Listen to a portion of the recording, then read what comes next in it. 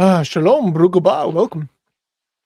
I'm Um, joined today with Steven, and I have about 5% energy. So good. Also, Bienvenidos a David and todos. AP. Ah, sorry, I didn't actually hear what you said. Oh, I said bienvenidos a todos. Oh, you're doing good. Okay. Yeah. Sebastian was asking in Spanish if we're doing good. So, ¿Cómo está? I got my thick book of biblical Hebrew. So I'll be Ooh. translating the various parts of the Hebrew Bible this year. Um, Pretty excited for that. It's my year starting out pretty good. Torres Mega Sahi, absolutely. Um, so AP and David are both live right now, so I don't imagine we'll have many people show up. And I also have a migraine and have not felt good all day, so it's not going to be a long stream, more than likely. We'll go through a couple chapters, then probably call it good. But I'm excited. This is one of my favorite chapters of the Torah, so it's gonna be good. It's gonna be cool. Um, you were saying you had a Torah in Farsi? Yeah, there was someone locally, I guess, died, and he had done a lot of study. He was a Jew who did a lot of studying in Farsi, and all of his library went to a local library, and this Mm, stuff was just cheap. And so I always look in the multilingual sections for any kind of cool stuff that would turn up, and it was in there, and it's super cool. I also got a book on Farsi in relation to uh Jewish studies. It was like a language primer, I guess, mhm. that was really old. And just for these things were like $5 or $6. This was a long time ago, but very cool, especially with considering all this going on in Iran right now. Right. It's a neat thing to have. That is really cool. Uh, I mean, there's so many languages I'd be interested in learning, but I just don't have the time. I'm already Mm. doing too many things in my life. So, anyway, speaking of which, let's go ahead and just hop into it. Um, we're starting from I was gonna say Genesis, not Genesis, Exodus, Shemot 23:23. Uh, Pretty based. Yeah, dude. Learning a lot of languages, absolutely. So far I've spent time learning German because had to, Spanish a little bit of Japanese, enough to like wander around Tokyo.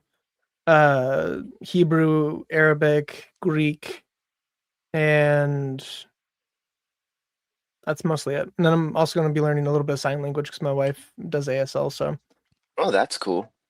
yeah, lots of language stuff, and also like learned ancient scripts. So why not?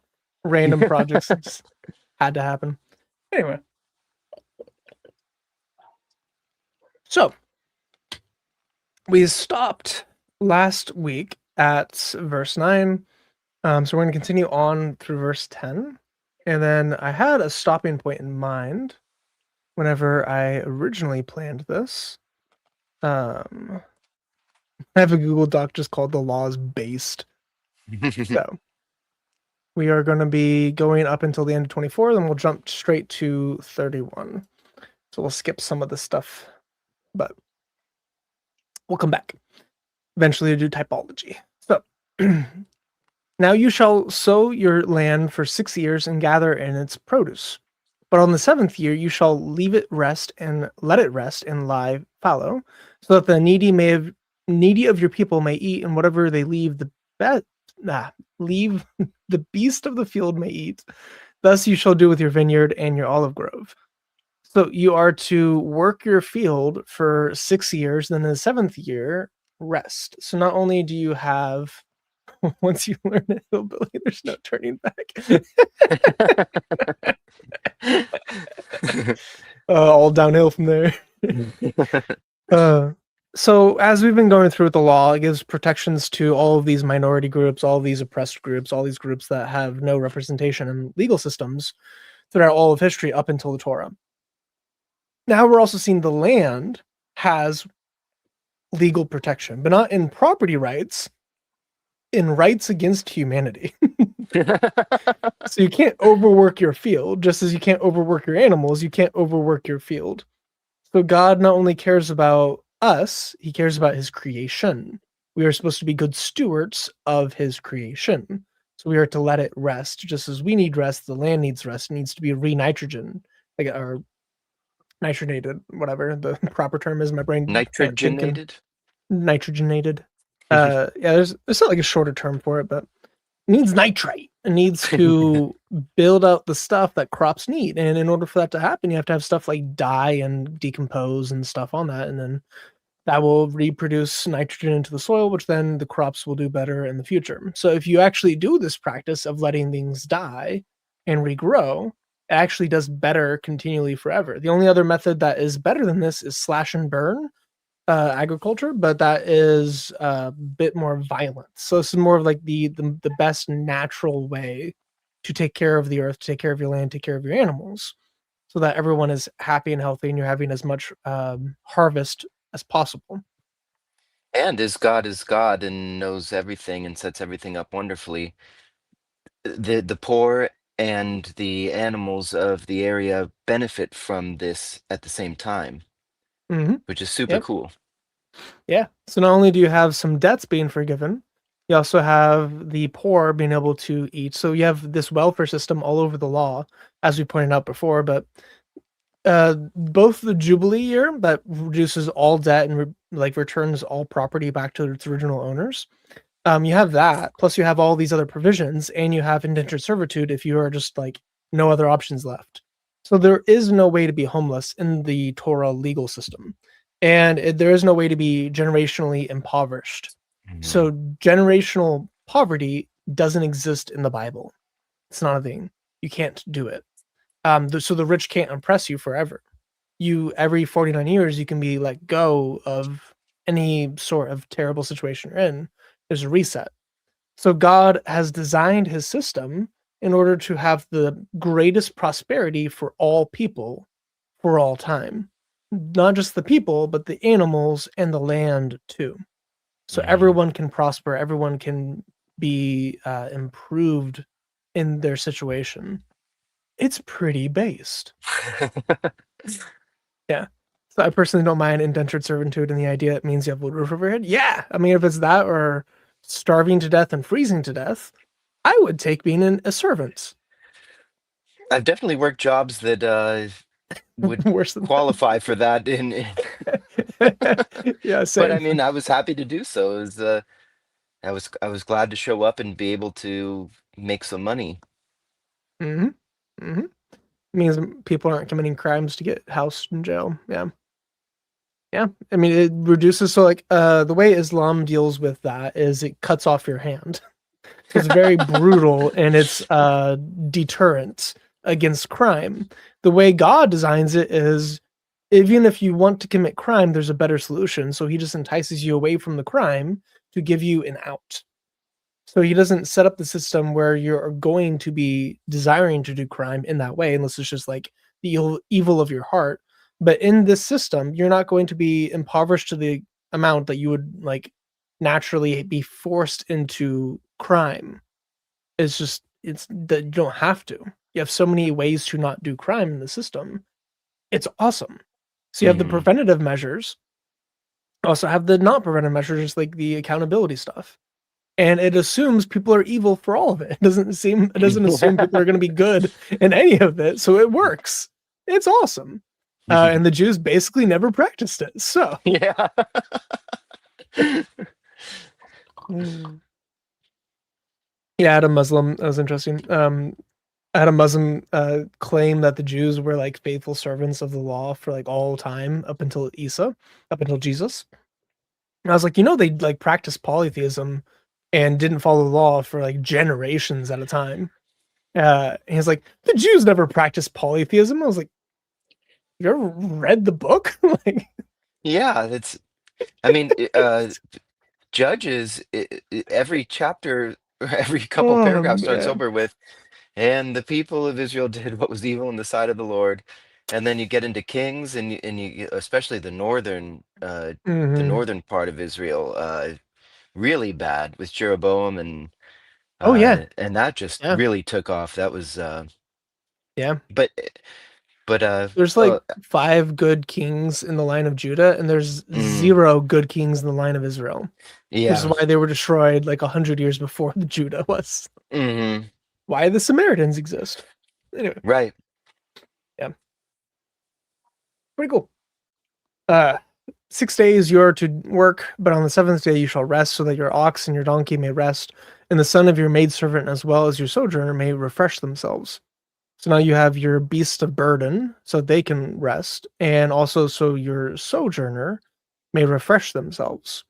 So both your servant and anyone traveling in your land can refresh themselves from their work. Now, concerning everything which I have said to you, beware and do not mention the name of other gods, nor let them be heard from your mouth. So he set up all of these protections, all of these legal codes for the last several chapters. And he ends it with don't do polytheism. Right. So God's like primary concern, his primary worry is be faithful to this covenant, be faithful to me, and it will be good for you. Hmm. Instead, they just ignore it entirely. And it's not good for them. They go through a lot of hardship. They go through multiple exiles.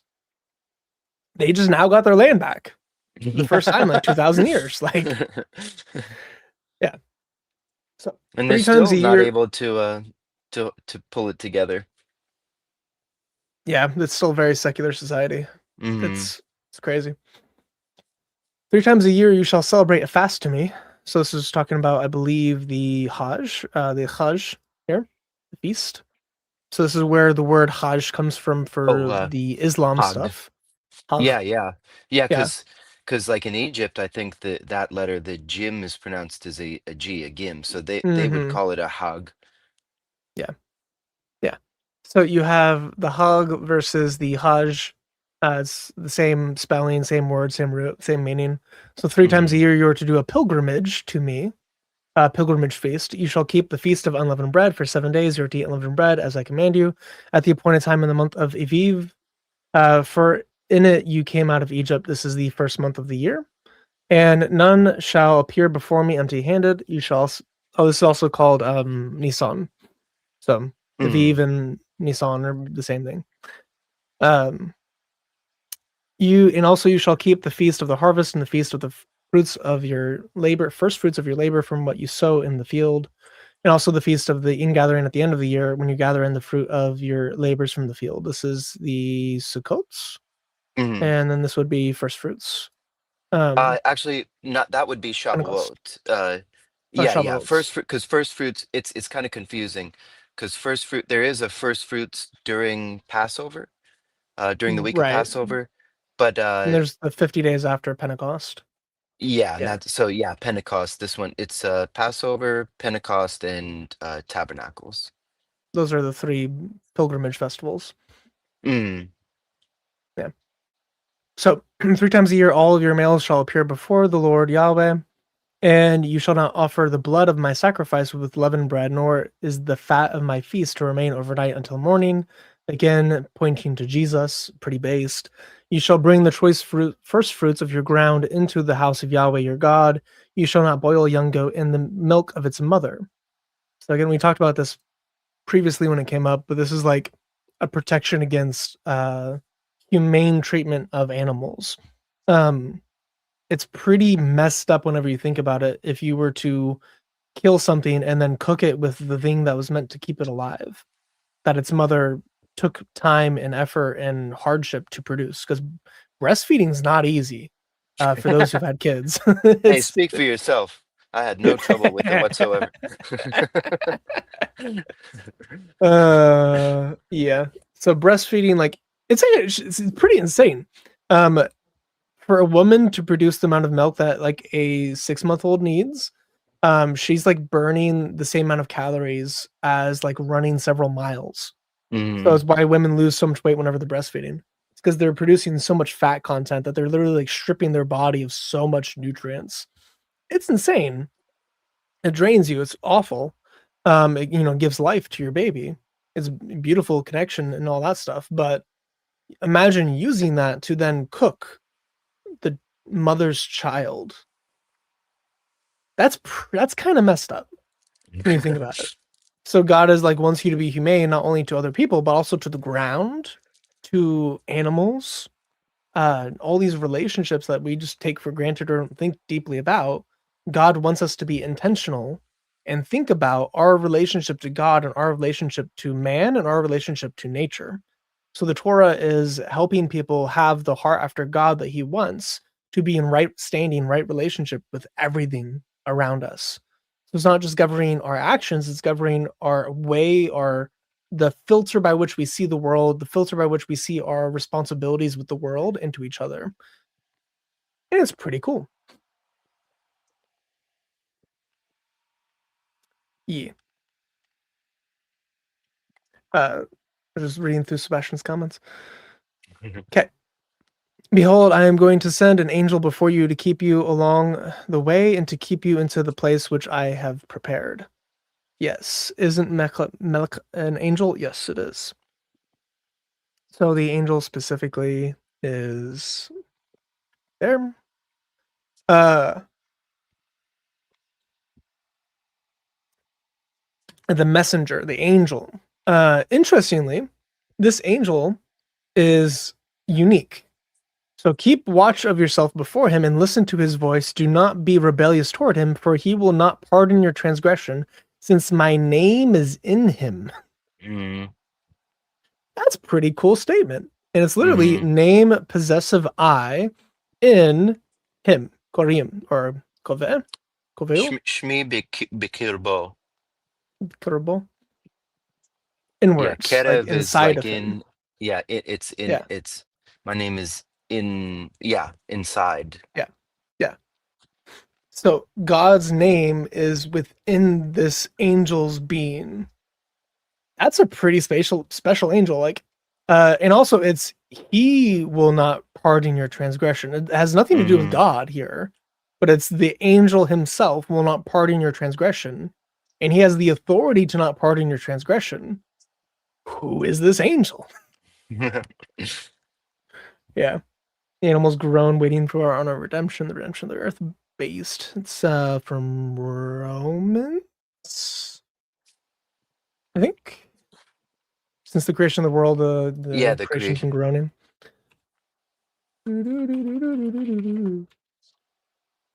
Subjugated to the one who subjugated it. Things like Romans 8. Romans 8:22. Based verse, base section. Yeah, great The angel chapter of even.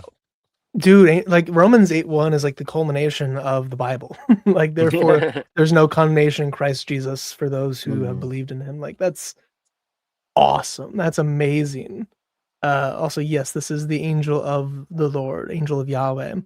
Even though this is one of the only places where this angel pops up and he's not explicitly identified as the angel of Yahweh, he just mhm, says an angel. So it's not even a ha, it's just an angel.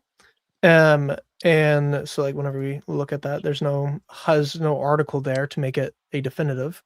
It's just an angel and my angel.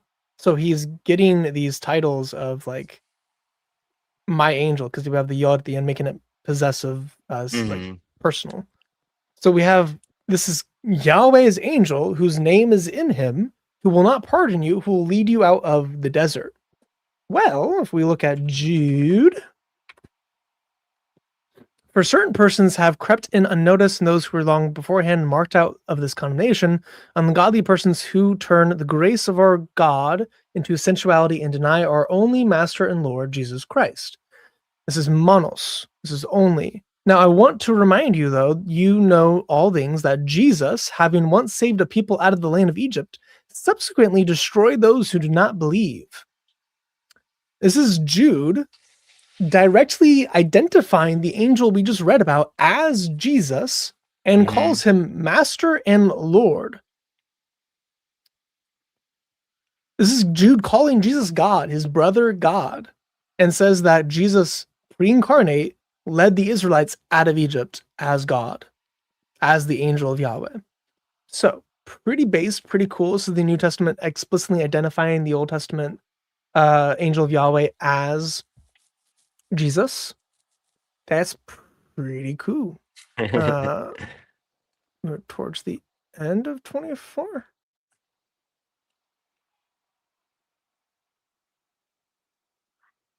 No. End 23. Middle of 23. Okay. Yes. Jesus is based, man. Yeah. Angels have the audacity to be like, do not be afraid, bro. I pooed my pants already.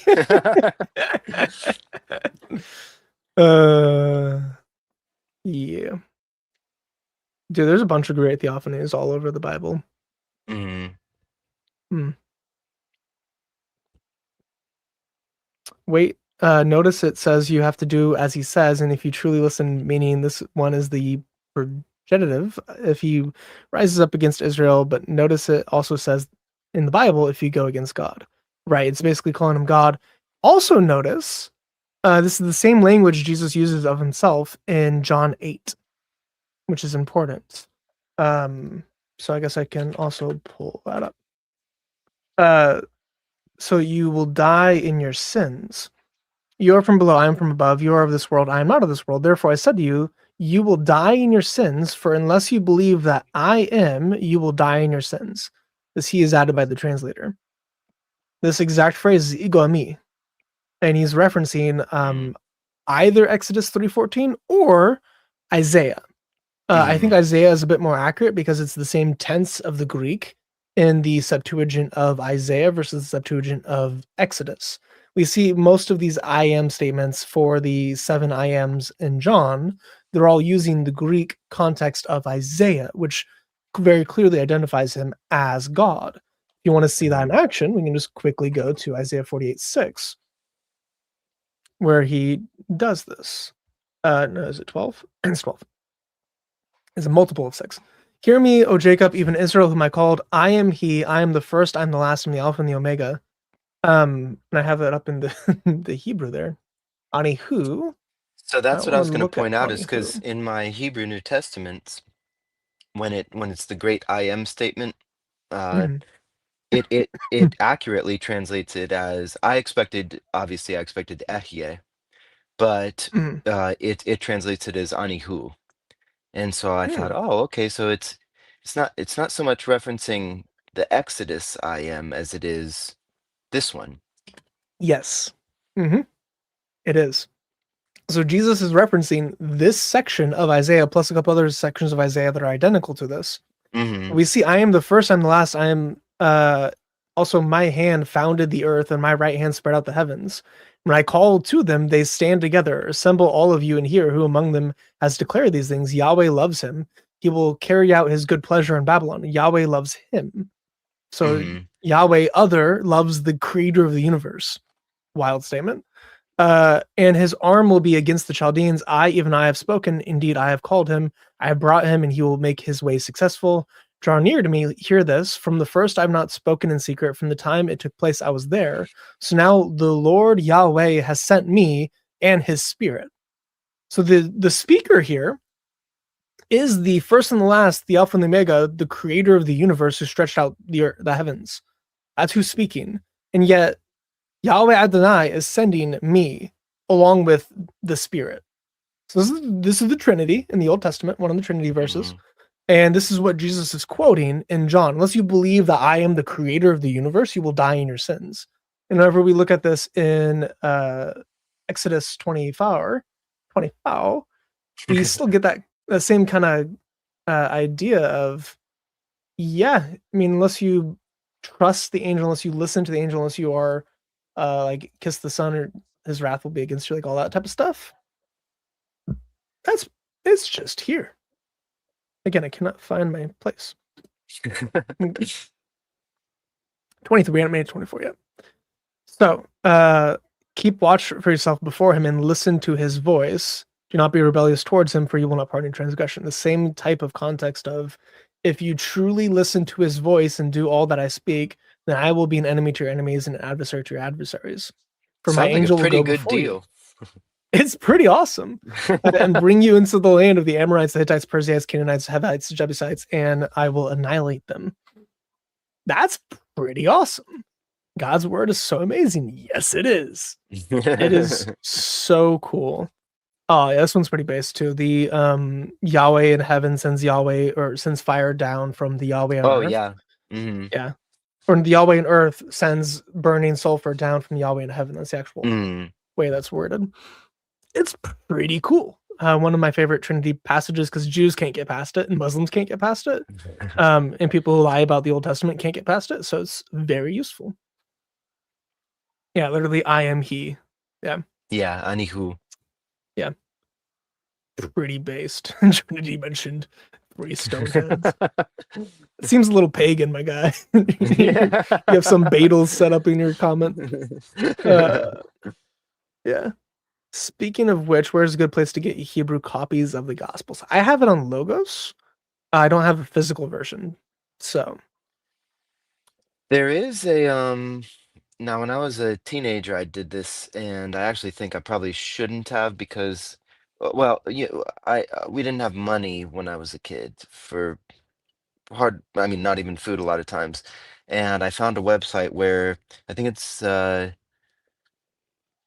I forget exactly what Bibles for Israel it was called something like that, where if you were a Jew, which my family history, this is back before you could do the cheek swab and everything, but I was told by my dad that from his mother's side, we were Jewish, and then on my mom's side, my grandma told me that her grandpa was a rabbi, and so this website offered free Bibles to anyone of Jewish descent. And so I thought, well, I'm poor, and I sort of qualify, so I wrote them, and so I do have like this is where I got this Tanakh actually. It's not it's not the most solid of books. The binding is a little, but it has. Uh, Not only does it have the Hebrew and the English, but it also has some scribal notes.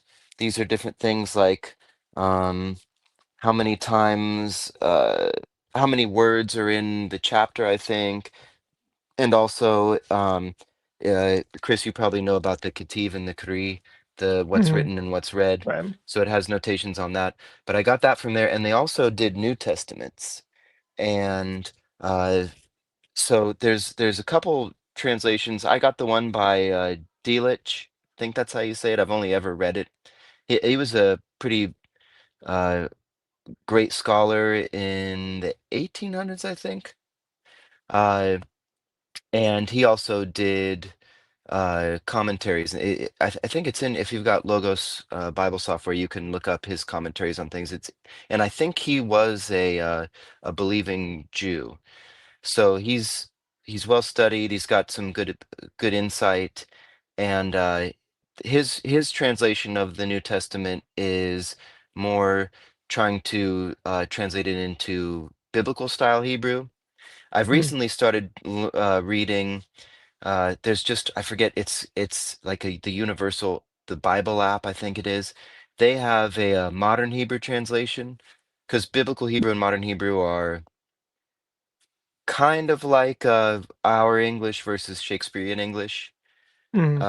I would say it's a little bit biblical Hebrew and modern Hebrew are a little bit closer and easier to understand with each other than it. Because sometimes I read Shakespeare, I'm like, I have no clue what you're saying. But To so you be can, fair, like half of Shakespeare's made up, so yeah. it doesn't actually have a meaning. Mm.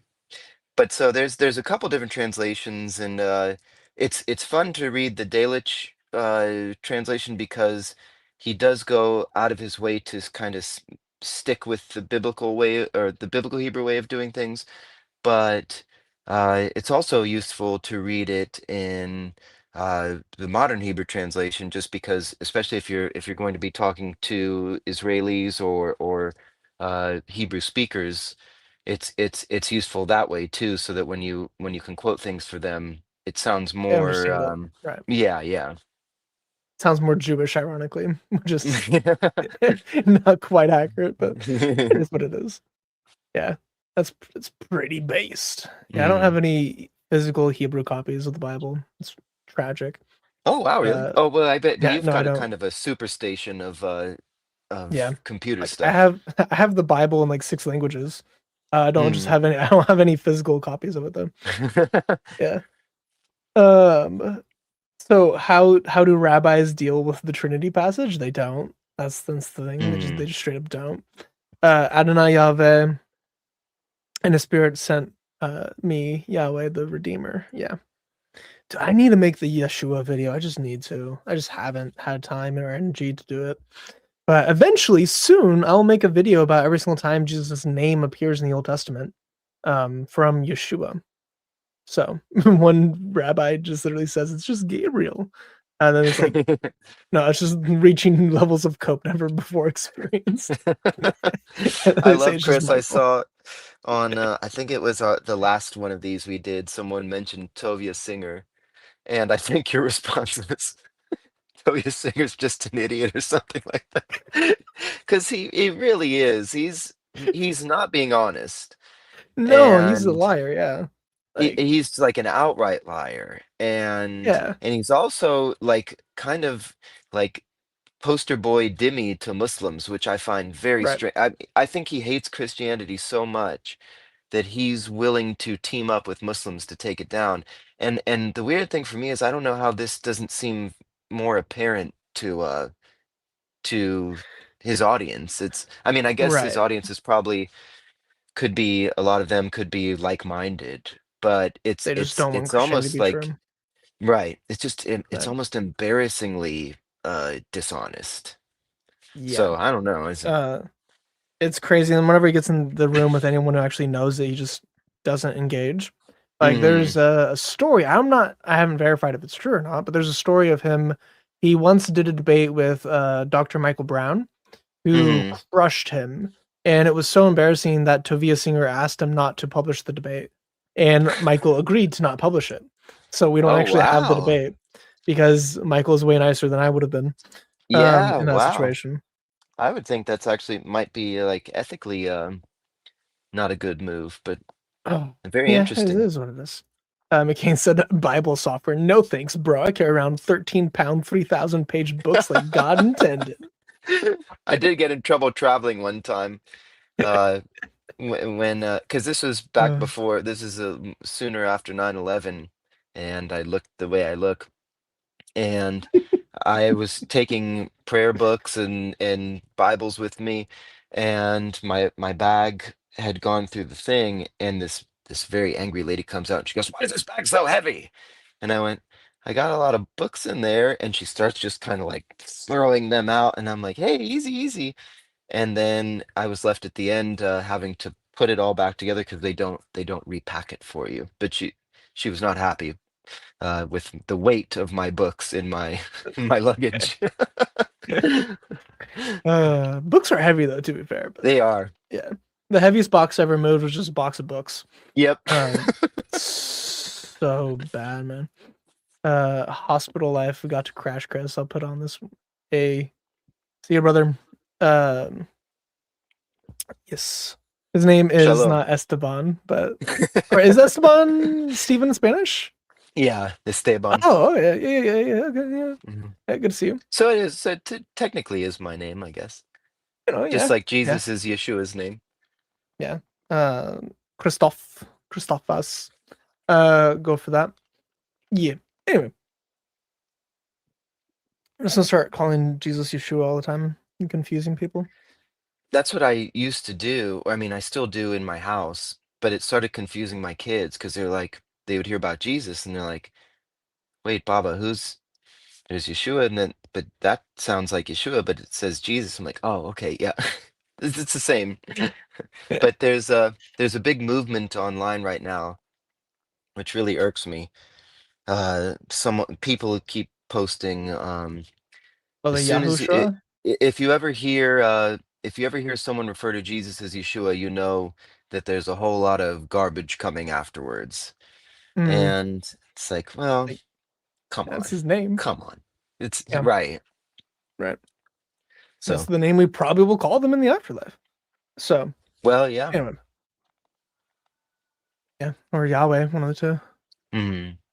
So For my angel will go before you, bring into land, as I mentioned. You shall not worship their gods, you shall not serve them, and you shall not do according to their deeds. But you shall utterly pull them down and shatter their sacred pillars to pieces. But you shall serve Yahweh your God, and he will bless your bread and your water, and I will remove sickness from your midst. That's Again, awesome. going through Jesus, so you get a little bit of typology there, but also God, this wonderful blessing that it's not just he's going to make sure your food is healthy to consume, and having clean water is a pretty big deal. So him Mm, blessing their water and their bread. So blessing their harvest, blessing their crops, blessing their drinking water, their harvest, like their farm water, like all of that. He's going to bless them and remove sickness from your midst. So part of sickness is just stagnant water. So this is one of the biggest sources of sickness in it. And he's saying, I'm going to remove sickness from you. You will and on be top of that, healthy, bread and water, I mean, if you have bread and water, you're good. You know, you're not right? living an extravagant life, but you are perfectly good to live with bread You're and not water if you need emaciated. to. Yeah. Hmm. Yeah, it's that's one of the Down to the interesting very scientific basics. yeah, so like one of the scientific like miracles of the Bible is the exact grain recipe for the multi-grain bread that was it Ezekiel? Yeah, Ezekiel. Ezekiel was eating for that year. That those grains have every single vitamin and nutrient your body needs to survive. So he was eating a bread recipe that God gave him that had every single macronutrient needed to survive. That's pretty awesome. That's pretty cool. Now granted, you just be like, oh well, they just made it up because they know what bread is good for us. But like to the point where you could survive solely off of that for months and years, that's Mm. it's kind of impressive. Anyway, so cute little advanced knowledge thing about the human body. There should there shall be no miscarrying or barren in your land. I will fulfill the number of your days. So he's going to bless their procreation, not in the Haket sense for McCain watching, not in the sexy frog, but he's going to bless their children and their breeding and all of the wonders that come with that, their families. I will send my terror ahead of you and throw into confusion all the people among whom you come. I will make all your enemies turn their backs to you, meaning they're going to flee. I will send hornets ahead of you so that they will not drive out the Hivites, Canaanites, and Hittites before you. I will not drive them out before you in a single year, lest the land become desolate and the beasts of the field become too numerous for you. So, in order to avoid bears and wolves and coyotes and all these things that avoid humans, he's going to send them out a little bit at a time. Oh, See, and oh, he there's blessed. something super interesting there too, because in daily life we could look at problems that we're having and see like why isn't God doing anything about this, or why isn't God like how is God allowing such and such an issue to continue on for as long as it is. And is that Romans 8:34, is that the one that we always talk about, for God, for all things, for Or work God. together through God's will. Will. Right. And so Yeah. this is where God's saying like, look, it would be very triumphant and awesome for me to just wipe everybody out and take them all away out of your hair, but I'm not going to do it like that because I've got other stuff that I'm thinking about that you're not thinking about. It's so interesting. Uh, I'm so glad you're doing this, Chris, because there's so many Christians who think the God of the Old Testament is this brutal Right. dictator. And It's then not. I mean, what have we read so far in the last three of these we've done where God is in any way, I mean, it's just incredible, supernatural loving stuff, and how Hmm. he's begging you to participate with him because he just is yearning to care for you and give you blessings. Yep. Yeah. And he's not even getting these clans to be slaughtered, even though they're practicing human sacrifice, Hmm. even though they're pagans, even though they're doing all these things that by the law is worthy of death. He's Hmm. still not killing them. He's driving them out. He's Hmm. not driving them out and then like another way he could have done this if the God of the Old Testament was what people said he was, what he would be doing is just going and killing them a little bit at a time. It would Hmm. fulfill the exact same purpose. But Mhm. instead, God is being lenient to these sinners, to these people who are worthy of death, who by our standards today, we would condemn them as worthy of death because they did stuff that was as bad as the Mustache Man genocide in Yeah. Germany. Like, if not a little bit worse, the like Imperial Japan is the worst society that's ever existed, with what they were doing to people. So And see, the that's Canaanites interesting are because this is a worldwide thing. This isn't right, where you could go, maybe, you go 100 miles this way or 5,000 miles this way and you could get into a better society. That's not how it was. The entire world was doing these insane atrocities that people would probably still flinch at today. And that's another right. thing that people don't really realize when they come to the Torah is in context. You have to understand how perverse and uh, just indescribably wicked and despicable these cultures were. It was, I mean, it's crazy. It's crazy the stuff they would do. Yeah. And it's like even just like what the Romans would do to each other. Yeah. They would like smash babies' heads into the brick walls if they didn't Hmm. want them. Like brutal, crazy stuff. They would just throw them off cliffs. Like it was like I think in Greece they had like specific canyons that you would just toss your baby into. Yeah, and I've Like seen a that was that documentary canyon. where there's in because of the temple prostitutes, they Right. would have built into the walls these like cement chutes that Shoots go that out you build the baby because down. Yeah. the temple priestesses would eventually become pregnant because that's how their gods were worshipped, which was in Right. massive orgies, and they would Right. just kind of prop themselves up against the wall and give birth onto the chute, and it would just roll the baby down into the like a waterway that would basically like a giant toilet. Hmm. And and this is still 1500 years or so after what we're reading about right now. So humanity was not on this grand journey upwards into morality, or No, it was. even hundreds of years after this point, we're still as Mm, bad as what they were then. mm, Um, so these people who deserve death, God spared them. Why? mm, Why was he being merciful? Like if your view of God is this overly angry, wrathful God, not the God of I wish all men would repent and come to me, which is what the Bible actually says mm. of the Old Testament.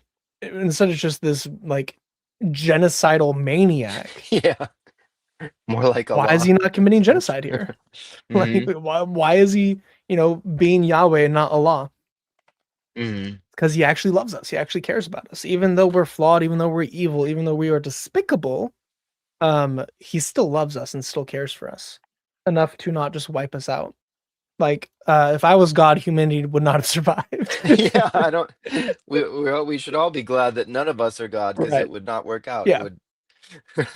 it would not be good. It'd be a very much an Allah situation, but even worse. So, cough, cough, Allah, cough, cough, football. uh, so he cares. He cares both for the Canaanites and he's driving them out instead of genociding them, even though they're doing these evil things. And he's caring for the Jews because the beasts of the field will be too numerous for them. I will drive them out before you little by little until you become fruitful and take the land as an inheritance, not as a possession, but as an inheritance, meaning that it is continual possession. This is something that is now in their family lineage. They now have claim over the land now and forever. I will set your boundary from the Red Sea to the Red Sea to the Sea of the Philistines, this is the Mediterranean Sea, and from the wilderness to the river, for I will give the inhabitants of the land into your hand, and you will drive them out before you. The Philistines are Greeks, so the Philistines would come from the Mediterranean islands. They were sea folk that then started Hmm. attacking the Jews. A lot of interesting stuff here with the Hmm. Philistines that you can go deeper into. Um, you shall cut no covenant with them or their gods. They shall not live in your land lest they make you sin against me, for if you serve their gods, it will surely be a snare to you. I think this is also part of the Isaiah thing, where every chapter of Isaiah has something in it from um, that book with the same number. So like Isaiah chapter 2, I believe has this in it. It has the same thing with like the gods of silver and gold. That exact phrase is in both. So you see a couple neat little things. If you read Isaiah chapter 2 and think about the Exodus story, you see parallels. It's pretty cool. Same with like Isaiah chapter 1, it talks about creation. And then Isaiah chapter 66 talks about the new creation. So it's like it's bookended the same way the Bible's bookended. It's such a cool book, man. Isaiah's awesome. Yeah. The testament of God is clear from all the evidence we can glean from creation to history and records, so many other ways to support the truth. Intellectuals make it complicated, not God. Absolutely. We have an abundance of evidence for it, and people just ignore it. Well, again, referencing Romans, Paul says that in Romans, Right. that we're left without excuse. Mm-hmm. Yeah. I mean, I came to God examining biology. So That's awesome. yeah. And then being annoyingly belligerent against God for years after the fact. But yeah. I love the title of Frank Turek's book. It's one of the apologetics books I never actually purchased, but he has a book titled "I Don't Have Enough Faith to Be an Atheist." Oh, right. Yeah, that's such a cool book series. Hello. Oh boy. Hello. Man, I feel so bad. My phone was upstairs. I left it upstairs. I had been doing bath time with the kids. So I was just messing around downstairs. I missed the text to get on the live stream. No, that's fine. I didn't know, like, so my camera is my phone. My phone's probably gonna die. Like it was at like 60% whenever I started. That would have been really funny if it died as soon as I joined. Yeah. Well, screw you And then too. we just bud. hijack Get your on. show. Jeez. I do have a backup now, so I actually have that camera as my Oh. backup. It's just not very good, so I don't use it unless I need to. Oh, we go all night. Yeah, I can go forever now. I got the power. At work, I don't need to pay attention. Just realized I'm like covered in dog fur. I don't know if you can see it. Is your dog? It's not Well, that you're bad. in probably a warmer climate. No, maybe not too much warmer than I am, but my German Shepherd just started shedding like nuts, and it's winter. How many And does I'm he like, have? Sorry. Oh, I have two. Chris? Yeah, Chris has got two. Yeah. Mini Aussies shed all year round. They go Oh, from shedding season to shedding season to shedding season to shedding season. So there's 4 shedding so they're seasons. consistent. Yeah, it's pretty nice. Whenever you de-shed them after you don't do it for a couple of weeks, if you have like the rake to do it, you can actually create clouds in the Yeah. breeze. And like I covered all the side of my fence once with dog fur. It was amazing. Like I'm pretty sure after like 3 months of just de-shedding her, I could make a coat out of her loose strands. Every 3 days, it's the mass of another dog has been Yeah. removed from the dog. Take a picture of it sometime and send it to you. It's pretty funny. Yeah, that's how our dog is like twice a year. But then we go through these periods where it's like, wow, you pet her and nothing comes off and it's awesome. But then all of a sudden you like run your hand once down her back and you've got an entire puppy's worth of dog fur with you. And Yeah, that's my life. Our I get chickens dog finally food. stopped molting, and now they're laying again, which is good. More eggs. oh, nice. Yep. They got Base. their winter feathers. Not like those Islamic market eggs, I hope though. No, there's no They're knee not clapping clapping. their- There's no none of that. Oh, I need no. to make a skit where it's like there's like a mama Satan, and she's like teenage boy Satans. So every time she looks away, cut it out.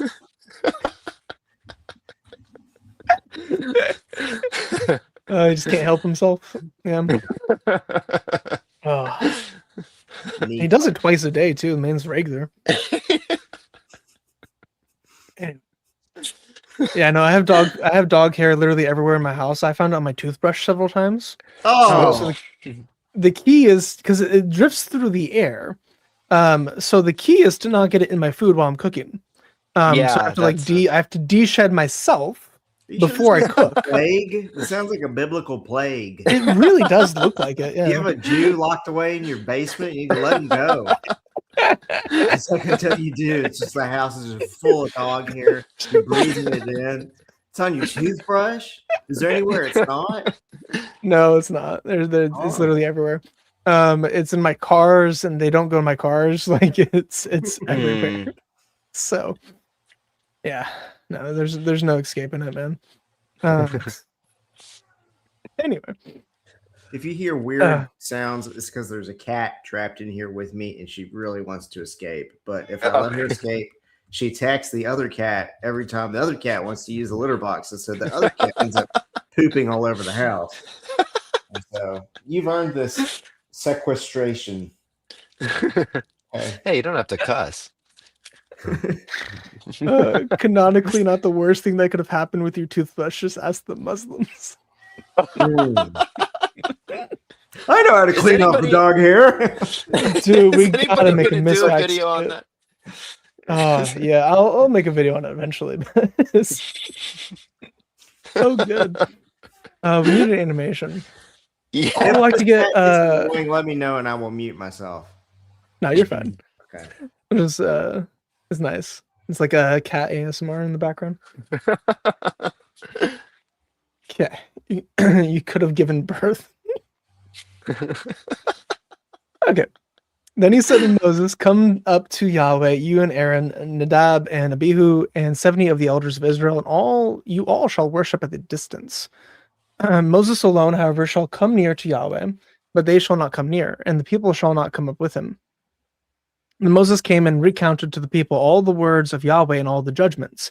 So all of the law we've read so far for the last couple of weeks, he just spit out to the Jews.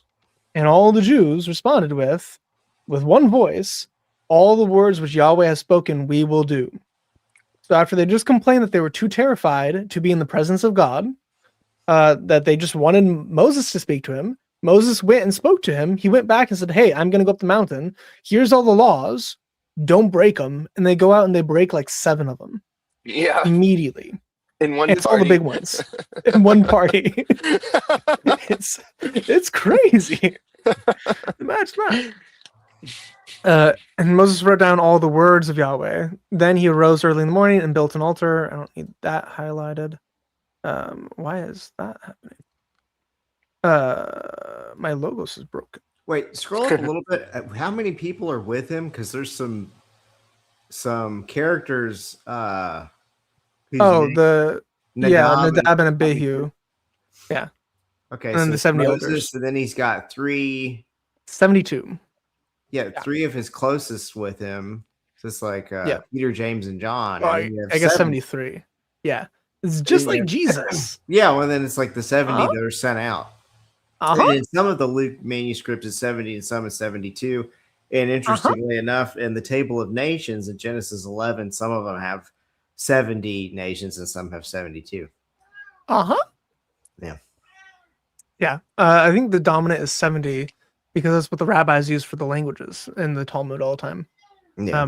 Which is actually where the Torah gets the Quran gets the idea that there was a kitab, a book written in every language. It comes from the Jews because the Jews say that there was a translation of the Torah given in all 70 languages to the nations.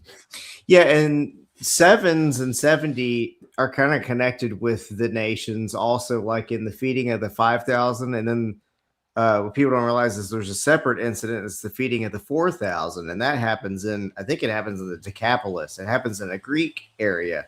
And after the feeding of the 5,000, there's 12 baskets left over. And after the feeding of the 4,000, there's 7 baskets left over. Yep. So it's the Jews and the Gentiles that are both fed by the Good Shepherd. Yep. Yeah. The type, like the symbolism of the numbers themselves in those feedings. And in between those 2 feedings, you have the blind man receiving his sight. So you have the Jews fed. You have the blind man receiving his sight in stages because he had to be healed twice. So he was healed a little bit. He saw just the blurry bits. It wasn't very clear. He got healed fully, saw clearly, and then the Gentiles were saved too. So we get this like beautiful Oh, progression of interesting. Jesus's ministry of he came for the Jews. It was blurry. They didn't understand him. They were blind to begin with. He gave them a little bit of teaching. They were started to see it. He died, resurrected. They get full vision, and then the Gentiles came in. So you get that. So it gets back into like the Passover lamb, where if the Passover lamb is too much for a single household, they have to share it with their neighbors. The Lamb of God is too much for Jews to take in, so they have to share it with the world. So you have the feeding, the supernatural feeding, and the supernatural providing of the bread of life to the whole world, typified in two healing or in one healing and two bread miracles. It's sandwiched. So you got a marking sandwich of these feeding miracles with the blind man. But wait, how's That this tie into the Quran though? Because that's the fulfillment of all of these messages that came before, right? So if there's a major theme that's present the whole time, it should be in the Quran too. The Islamic dilemma gets worse and worse the more you've studied like all these major themes and types and these pointings back and forth. The way that the Bible's in this conversation with itself makes me think of yeah. like the I don't want to guess take it down for copyright. One of these things is not like the other. One of these things just doesn't belong. And you'd have like, the Old Testament and New Testament and the Quran. It's like, Yeah. it's The Book like of having a Mormon. different conversation. Oh yeah, it's insanely how and the depth at which you can study the Bible versus the shallowness of the Quran Oh Yes. yeah. is insane, and the language quality differences too. Like Yeah. the Book of Hebrews is about as high level Greek as you can write, and the Mhm. Quran is written by like an elementary school to a early middle school level of writing. Like it's No, it not is. Hey, but comparable. sometimes And it rhymes. It yeah, rhymes You everything. and know? people try to say, "Oh, it's because of the translation." And the okay, well then why does like poetry written by Rumi bring me to tears? He's a Persian. He's even a Muslim. Mm. And like how come every other piece of literature I read, like the Iliad or the Odyssey, like I can be so moved and see such beautiful literature, but it's only just for the Quran that the language translating it into another language completely kills all the beauty, really, and all the intelligence. Nope. Like, Well, and I don't know no, if you guys have read the Book of Mormon, but you get the same kind of thing where it's dumb. it's trying. It's trying to Yes. sound like a holy book. Bible. And Yeah. but it doesn't. It's embarrassing. Right. You're reading it and you're like, Mhm. oh, like Almost you like a feel 15-year-old secondhand wrote it. embarrassment. So something interesting. I've only read a couple of pages from the Book of Mormon, but I noticed this immediately because I'm familiar with Semitic languages. So if you're reading in the Hebrew in the Bible, it says Vayihi because they don't have any hmm punctuation, and so they just say hmm "and it was," Yeah. or and Yeah. and so you read in the Book of Mormon, and it looks like an English translation of a Hebrew, but it's like every There's sentence starts with "and punctuation it and came to pass," and it Yeah. came to pass. Yeah. It's like ridiculous. It's like so stupid. It's It'll do it oh every couple of pages, like with the yeah. King James, and then it's written in Old English, even though Joseph yeah, it's Smith trying to is sound like, like King James English, but he gets a lot of stuff wrong which because is the he's same time purposely period as Mark trying to sound. Twain. Mhm. You read Mark Twain to realize what is contemporary with the Book of Mormon. Yep. You hmm go, why is this in King James? Very bad imitation of King James English. Yes, Right. I mean, and Yeah. demonstrably so. It's that you can point out certain parts of it where he got it wrong, but he's trying to sound like King James English, and it's just, I mean, it's so embarrassing. It's like how It really Malik is. tries Yeah. to sound like a rapper. Yeah. Sebastian pointed out, I'm guessing there's no English Quran given. No, the English Quran is the Book of Mormon. Don't you know? Yeah, yeah, Yeah, he just pretty abrogated that much. Allah was the last prophet, and it's actually Joseph Smith. Yeah. He's the final prophet. Yeah. Uh, Yeah. The Book of Mormon is historically and archaeologically regarded. Yeah. It's bad, man. Uh yeah. And linguistically, oh, I mean, in English and when they have these names of these so-called Israelites, just it's very hmm. embarrassing. I don't understand it. I don't understand how. One of the miracles of the Quran is that there's 10 qira'at and there's a roof, and every single one of them is bad literature. There's not a single one of them that's written well, that's interesting, and Yeah. intellectually. All of them also have a mistranslation of one word, which is really funny. So all 10 standard kirats mistranslate a word that means destroy. Because remember in the Quran it says that a beast comes out of the world. Like on the end, and at the end times, there's a beast that comes out of the world. There's this word that says, and it talks to them. But it should say, and it destroys them, because that's actually what like the Bible's talking about. It's an allusion to Revelation. So all of the kirat have the vowel markings for talked to. None of them have it for destroy, even though it's the same rasm, it's the same like lines. They're just the dots are different. So every single standard kirats mistranslates this exact phrase to get an entirely different meaning that the original author probably didn't have. And there's a sheikh that says like, yeah, all of them are wrong on this. Jeez. Oh, really? That's so ridiculous. Yeah. So that's awesome. So this is the orthodox Sunni way of interpreting this is that Muhammad was given 10 different, slightly different ways that look just like textual corruption over time. But he's given all of these at the same time, and none of them are correct in the way that they interpret Revelation. Yep. There's like 10. It just gave Muhammad 10 wrong ways to interpret the Razam of Revelation. Okay. There's 10 wrong ways to read the Quran. Well, no wonder they listen to all the Dawa guys. It's like if you can't spot a con man from something like that, when will you ever? Yeah. So that is the right sheikh. So Sheikh Imran Hussein, and he's the one that talks about how it just mistranslates it. Let's see if I can find the clip of it real quick. I don't know if this is the grass is always greener, but y'all's cameras always look so much clearer than mine. I'm gonna have y'all text me whatever kind of camera y'all got for your. We're both using our phones. Yeah. Are you serious? Yeah. I used to use my laptop, and I would think the same thing. I was like, oh man, like I already look bad enough. I don't need to look worse.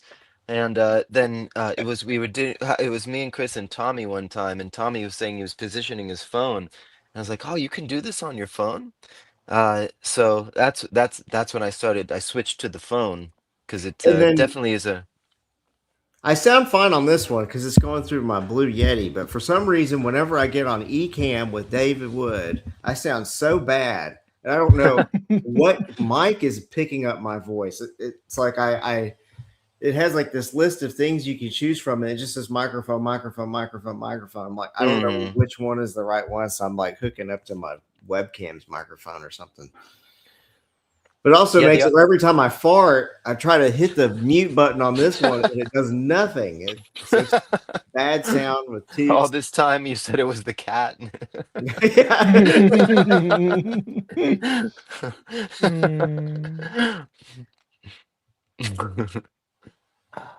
No, I'm not going to find it right now. What are you trying to find? Him saying that it was mistranslated for the that little beast. Shake. Yeah.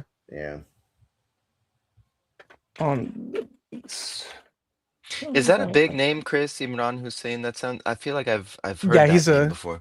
Yeah, he's an important dude. Okay. Yeah. I'll find it later.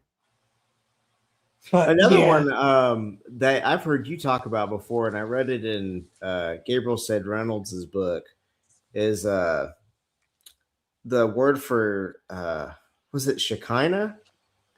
Oh yeah, he did mention that. Yeah. Yeah. And how it's it's like a false cognate. Y'all know what a false cognate is? Mm-hmm. Yeah. I'll tell a little story to teach your audience what a false cognate is. So a cognate is a word that means the same thing in two different languages. So for example, and sound the same.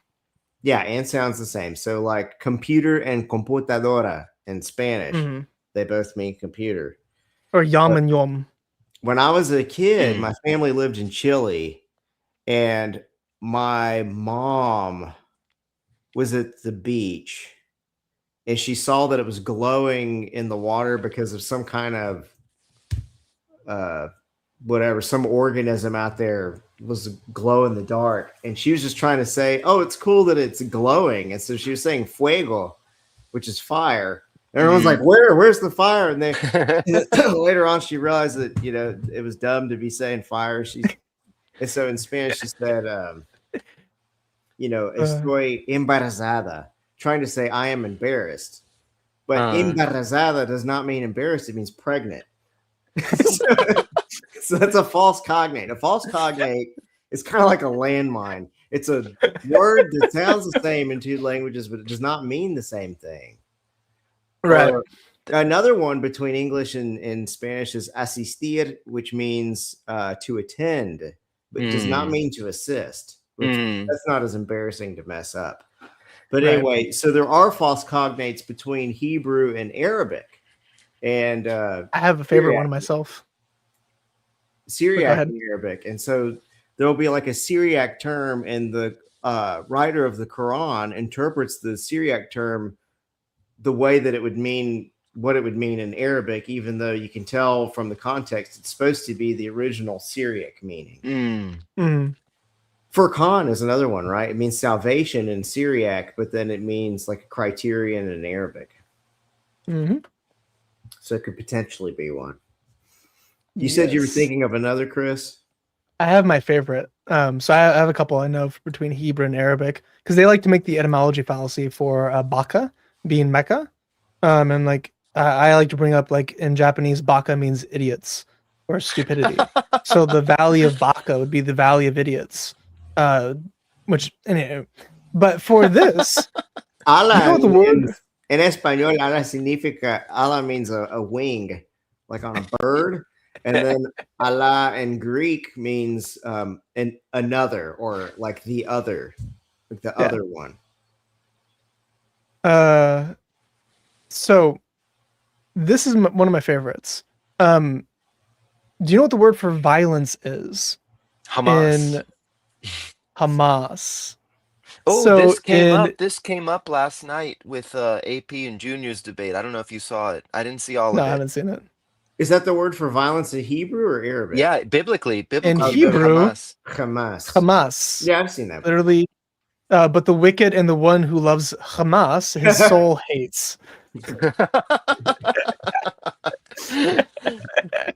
What does Hamas mean in Arabic? It means it's a valor, like a man of valor. Oh, wow. Like it's someone who's like going out and willing to serve or like fight and all that. What a telling false cognate. Also, though, isn't it an acronym? Yes, it is an acronym, but it means like bravery. So it also yeah. So it's an intentional acronym, kind of like ICE. It's an intentional, like yeah. It literally means zeal, strength, and bravery.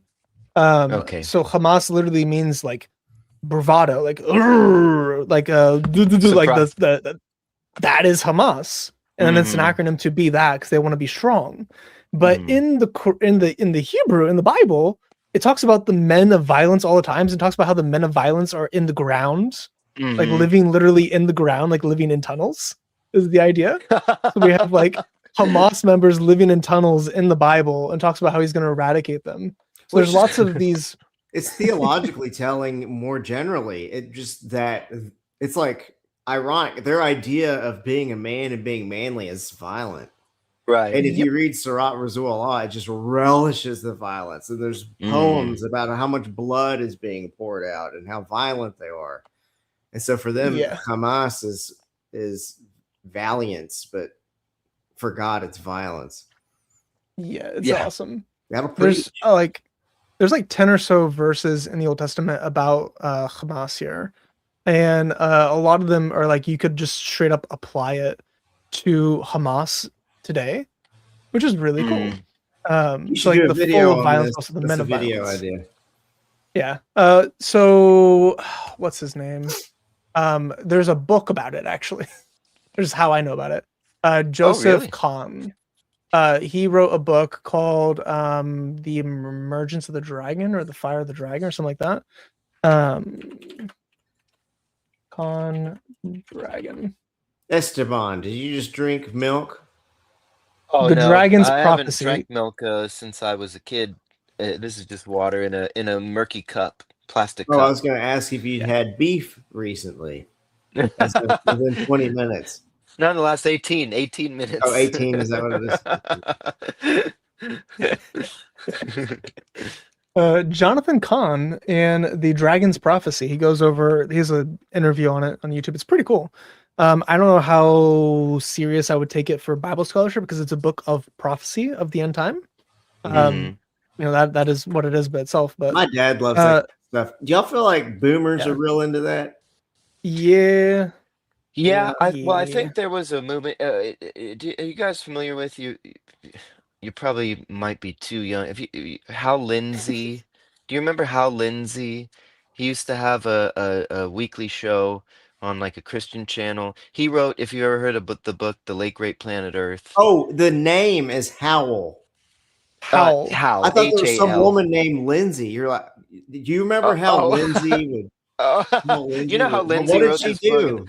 do? Okay, Howl Yeah, Lindsay. Hal, Hal Oh, Lindsey. okay. So he wrote this Uh, book called The Late Great Planet Earth, and it was I think it was from the late 70s maybe. And it was basically trying kind of tying in geopolitics with end times prophecy.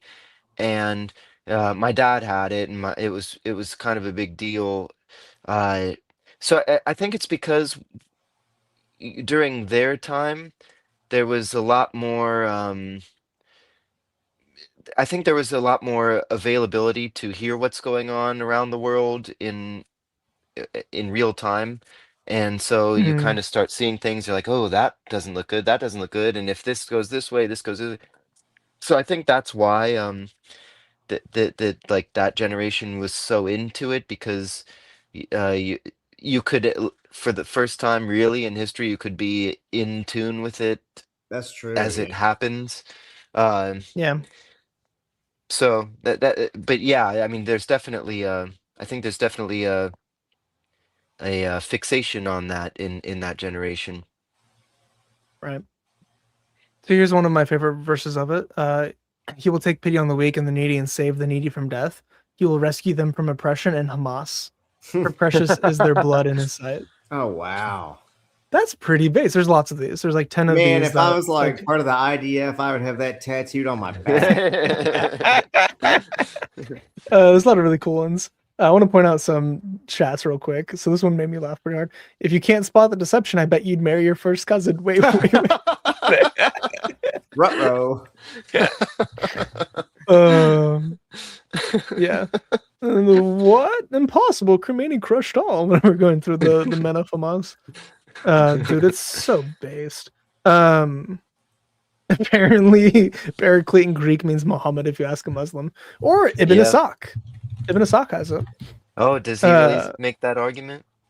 He quotes it, yeah. So in page 104 of Ibn Ishaq, he has that he actually quotes the Gospel of John as the Injil, and then says that the Paraclete there is Muhammad. Oh, so they do know what the Injil is then. They do know what Ibn Ishaq does. The rest of the Muslims don't. Yeah. There's some other comments I wanted to get through, but hello. This live stream is. Let's try not to. Don't be rude in the comments, people. Yes. God bless. Who him. is that guy? I thought we banned him last time. Yeah. Just ban him. Anyway. So yeah, God's pretty cool. He has a great sense of humor where we have this Hamas is literally the word for violence, and we see it all over the Old Testament. One of my favorite combinations for that. Do you know what the 4 colors of the apocalypse is? Or the 4 horsemen? Pale green, black, red, black, and white. All right. So, if you had to tell me, if you wanna think about that for a second, what What colors are on Islamic flags? Yeah, wow. I was hoping you were That's going to say interesting. what flag has those colors, and I was just going to quickly say Mexico. I just want to turn So everybody against Mexico ever since I heard David Wood's Mexican.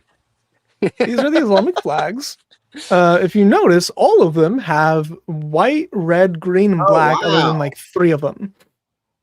What are the 3 So that these are the ones to the right there. I think it is Azerbaijan, Cyprus, and Uzbekistan. Oh, interesting. And then the Kurdish stuff. So the gold in the middle is all Iran, but it's like the old Iran that they don't have yet. Mm. They will have hopefully soon. Then the modern Iran is the one right in the middle. That's gross. That has the red dot in the middle versus the yellow. All the rest of What? it is Islam Well, and and also in the 4 horsemen Revelation, of the apocalypse. there's this mentions of beheadings, Mm-hmm. which is not really a conventional mode of Uh-uh. execution anymore these days. Well, amongst most of the world. Except in one group. Yeah. Yeah. No, so there's a decent chance that Islam is the end times religion, and we're just saving people who can be saved, and the rest of them are not going to be saved. Mm. But all the people who are saved from our work is the people who will be saved, and that'll be awesome. Get to spend eternity with them. But yeah, the Islamic flags, these Islamic colors, just so happen to be the 4 colors of the horsemen of the apocalypse. That's crazy. Just so happens to be that way, and Hamas means violence, and it's all just a coinkadink. Yeah. Anyway, Chris, would you very quickly give me the mute treatment while I go tune into my other live stream real quick? yes, yeah, that's fun. He's That's popular. so wild he caught a live stream. He's I'll like have my own. It's like those comedies where the guy's trying to date 2 women on the same night, and then, so they're like, sit down and then quickly get up and run. That's what Steven's doing. Yeah. So then he said to Moses, "Come up to Yahweh, you and your." So again, it's come up to Yahweh. It's not Yahweh comes down, but it's you come up the mountain to him with the 70. So again, the whole Jesus thing. And then he recounted all the words that he wrote, and then he wrote it down.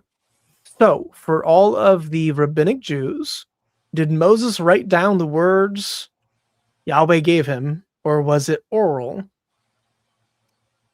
Or was it both? Here it seems to say that all, Yeah. literally all of the words of Yahweh are being said. So, literally all words. That's just literally how that translates. All words of Yahweh written. So, oral Torah is a lie. Anyway, I believe we have another phrase like this. Well, that's good to note too for Islamic apologetic stuff, because some people, so the Quran will quote stuff that's like obviously not in the Torah, and then it's sort of from the Talmud, and they'll say, well, it's the oral Torah, but there is no oral Torah according to the Bible. Right. Correct. You get in Exodus 17:34 and Deuteronomy 31 this exact same type of phrase too, that Moses was commanded to write down the law. So we have various scribes. We have scribes very early on, and we have Moses writing. So it's the law. It's not just the oral law, because as you mentioned, the Muslims use that to. Interestingly, they're using it to get past the Talmudic dilemma right now, unsuccessfully. But they're like appealing to Sinai for all of the exact same things between the Talmud and the Quran. Like, oh well, the Talmud actually just goes back to Sinai. It's actually revelation from Allah to Musa. That's how they're getting out of it. It's like, oh, it's not copying man-made tradition. It's copying what was given to Musa. Even though copies things that cannot have happened, like a mountain being picked up above the Jews and then placed down with no geographic mess ups at all. Like no fault lines, no bent layers in the rock layer, no craters, none of that. He just picked up a mountain, hovered it over them, and then moved it back and set it down. And then magically made it go back as if it never happened. Well, if he could do it with the moon, why couldn't he do it with a mountain? True. Yeah, he split 2 different rocks, and Muhammad. Yeah. There are views of the oral Torah that don't believe it was given to Moses on Mount Sinai. Interesting. So I know, I mean, the Mishnah itself has some laws in it that obviously are post Sinai, which anyone with a brain who reads the Mishnah admits that. Now there are some laws from the Mishnah that do go back to Sinai. That's like the foundation of it, and then the rest of it is stuff that developed as it was needed to be developed. I've not seen a rabbinic position, like an Orthodox position, that uh, the Mishnah wasn't given at Mount Sinai. I'd be interested in that. Granted, I've only been studying rabbinic Judaism for like 7 months, so my knowledge pool of rabbinic Judaism is probably much more than the average person, but it's still fairly limited compared to what you can know about it. Anyway, so then he erected the 12 pillars for the 12 tribes of Israel at Har Kokom. At the foot of the mountain, we have these 12 pillars still to this day. So if Har Kokom, like if Mount Kokom is actually the Mount Sinai, we have, let me unmute Esteban. Oh, hey guys. We actually have these. We have these pillars still at the base of this mountain, and we also have inscriptions of Yahweh, of El, and of the menorah and the burning bush. Have you so seen all of those inscriptions? Patterns of Evidence DVDs? No. I like, so the cover, if you go Google it right now, it looks like a joke. It doesn't look like a serious thing. But I watched all those and I loved them. It was so fun. I did it with my family and we had a bunch of popcorn and we did it over a couple of weekends. But he talks about that stuff, patterns of evidence. He talks about he's trying to recreate the Exodus story. Yeah. I feel like I show this on just about every single live stream that we mentioned this, which is becoming more and more common. But I can show these inscriptions real quick and the pillars if people want to see it. Hold on, you pull that up, and I'm gonna go grab some dates and some pumpkin seeds, and maybe 7 Ajwa dates. I'll be back. Yeah, I gotta stop all the poison. The Taco Bell I had.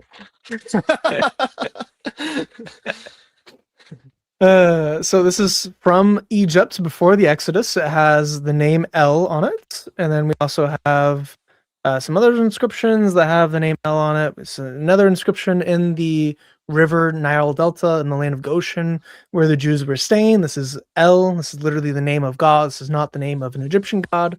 This is the name of the God of the Bible. Here's another one in Egypt, that time period. Some other stuff, and all Proto-Sinaitic, all predating the Exodus. This one's interesting. This one's on the base of the mountain. It's Yahweh. And it's a very long time period, anywhere from the 2nd century to the 1st century BC, or 2nd to 3rd, I think is how that actually counts. And then we have this at the base of the mountain. So that's a burning bush with this is cool. The symbol for Yah. So we have the burning bush with Yah, and we have a menorah that has 1, 2, 3, 4, 5, 6, 7, 8, 9, 10, 11, 12 candles on top of it. So you have the 12 tribes of Judah with the menorah, the burning bush, and Yahweh. Here's the inscription, what it actually looks like. Though, the burning bush has 7 branches on it. Or maybe, I guess if it doesn't come up the top, it's just 6. Yeah. In the okay. Yeah. This one's 6, it looks like, but that one does look like it's supposed to be 7. This is what it actually looks like on the mountain itself. So this is Har Kokom at the base of the mountain in one of the caves. You have this image. This is the burning bush. It has survived to this day. Here's another one. There's Star of David, and it says that my shield or something like that. And then these are the 12 stone pillars at the base of the mountain. So you have the 1, 2, 3, 4, 5, 6, 7, 8, 9, 10, 11, 12. 12 stone pillars, still mostly standing. You have a staff and a snake, maybe a staff turned into a snake. And you have a symbol for tablet or law that has 10 divisions. So these could be the 10 laws, the 10 commandments. Pretty cool. And the things that they encountered in the desert. Pretty based. And then this is what the script would have looked like for Bereshit. Not Bereshit, just Bereshit. So, Bereshit bara Elohim et Hashemaim va'et Haaretz. So this is what the Bible may have originally looked like whenever it was written. Pretty based, pretty cool. Highly recommend looking into this stuff. It's pretty cool. I did a video on it if you want to just check that out. It's pretty good. Recommend it. Anyway. Yeah, now I'm gonna take a break real quick while they chat. What were y'all talking about while I was gone? There's this guy that always somehow Chris will tell me there's a live stream, and then he'll say hey, if you feel like joining, feel free. I'm like, okay, cool. But there's this one guy, I can't remember. It's Charlie Gottfried or something, that always ends up joining, and he's like, we try to humor him. Is that milk? Are you drinking milk? Yeah. You got me in the mood. It looked like milk. It was good.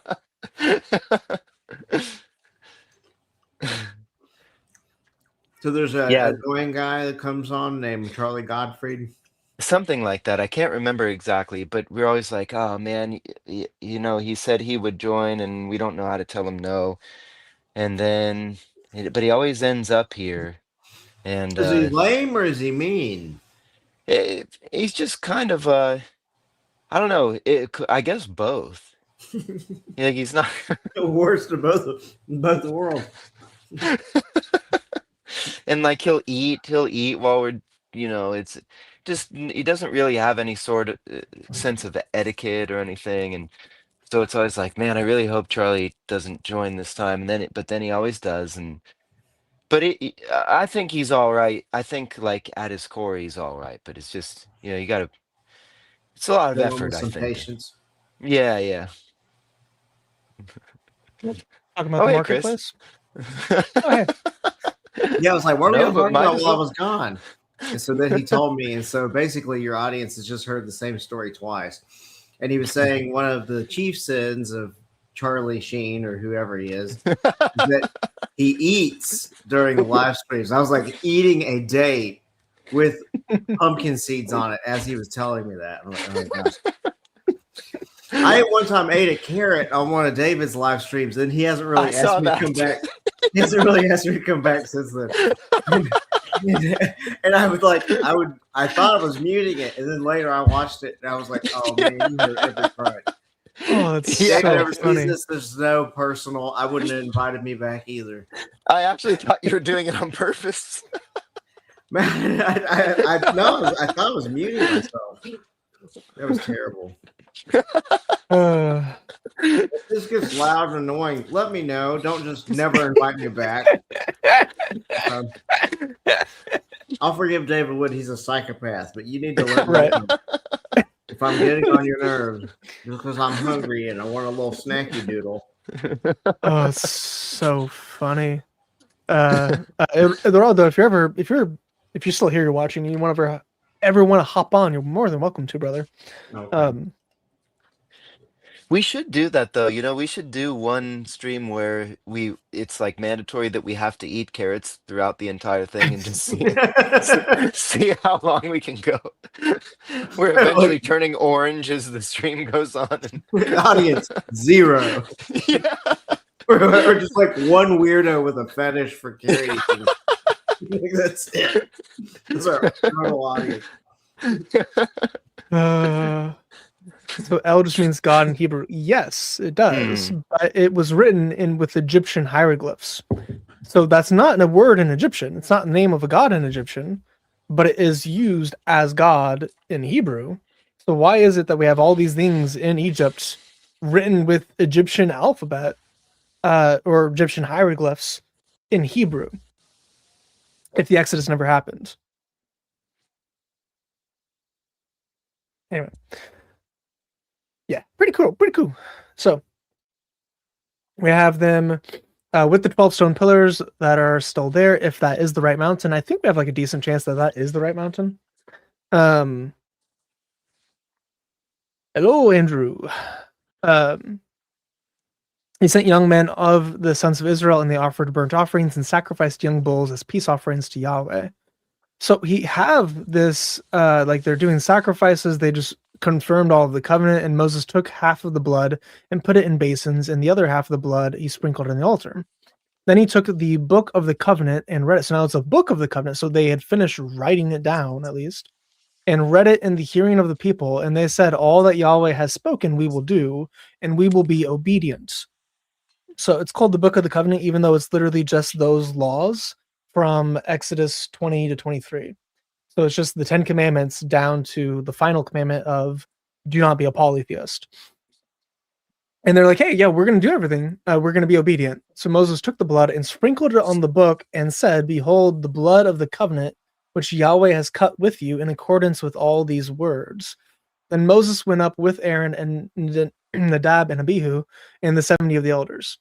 The sprinkling of the blood on the covenant is also pretty based for like it seals the law. Then Jesus's blood, and in my view, would like complete it. Like the beauty of the sprinkling of the blood there, and especially the way that they would sprinkle the blood, is they would use hyssop, which hyssop itself is a type of Christ because it comes in 3 colors, and all those colors point to Jesus, and its function points to Jesus. So it comes in red, white, and purple.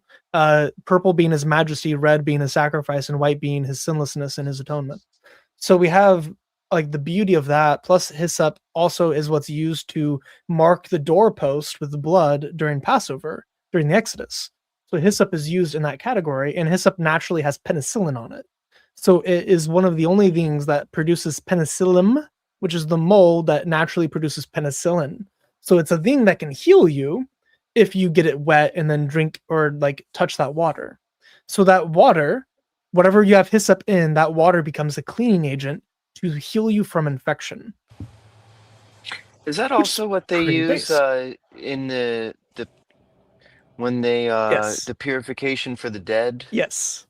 Okay. The purification for everything. So his like magic soap recipe has the ashes of a heifer in it, scarlet yarn, cedar wood, and hyssop. Hyssop has penicillin on it. The wood like filters the water. The scarlet yarn is an abrasive agent, also has the crimson worms dye on it, and the crimson worm itself is a type of Christ, which I made a video on. It's a pretty awesome video.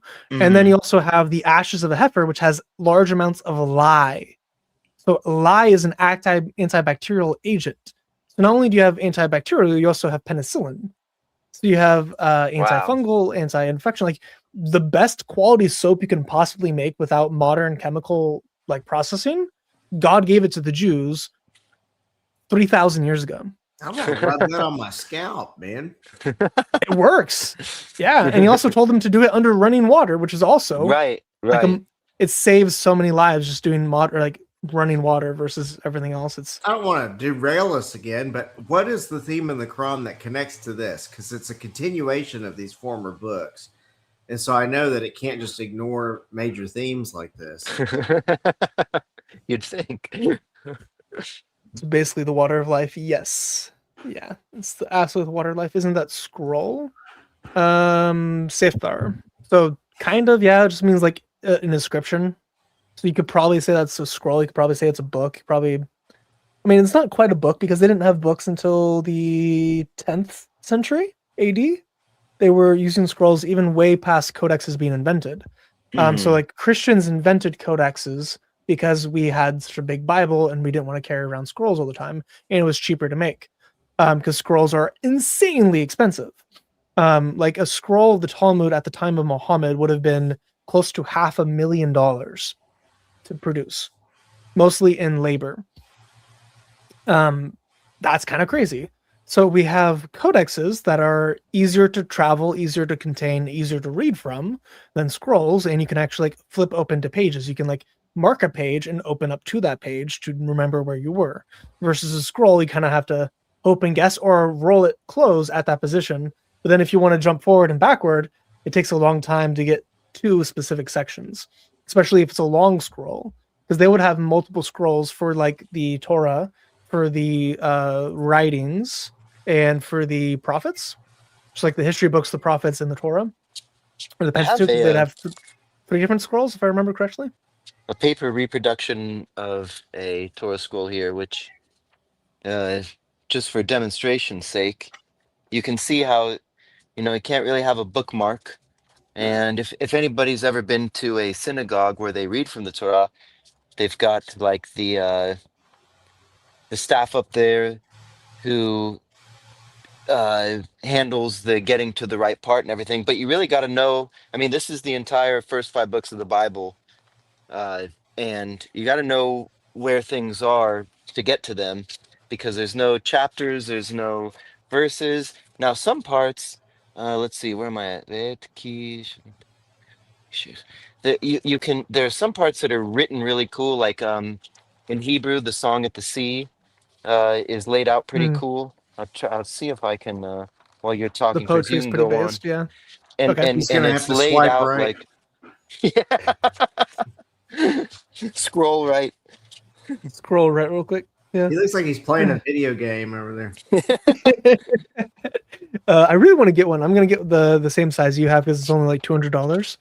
But it's pretty based. I've just decided before I read that from Eduardo. I have decided that the only Hebrew book I'm gonna have is gonna be a scroll.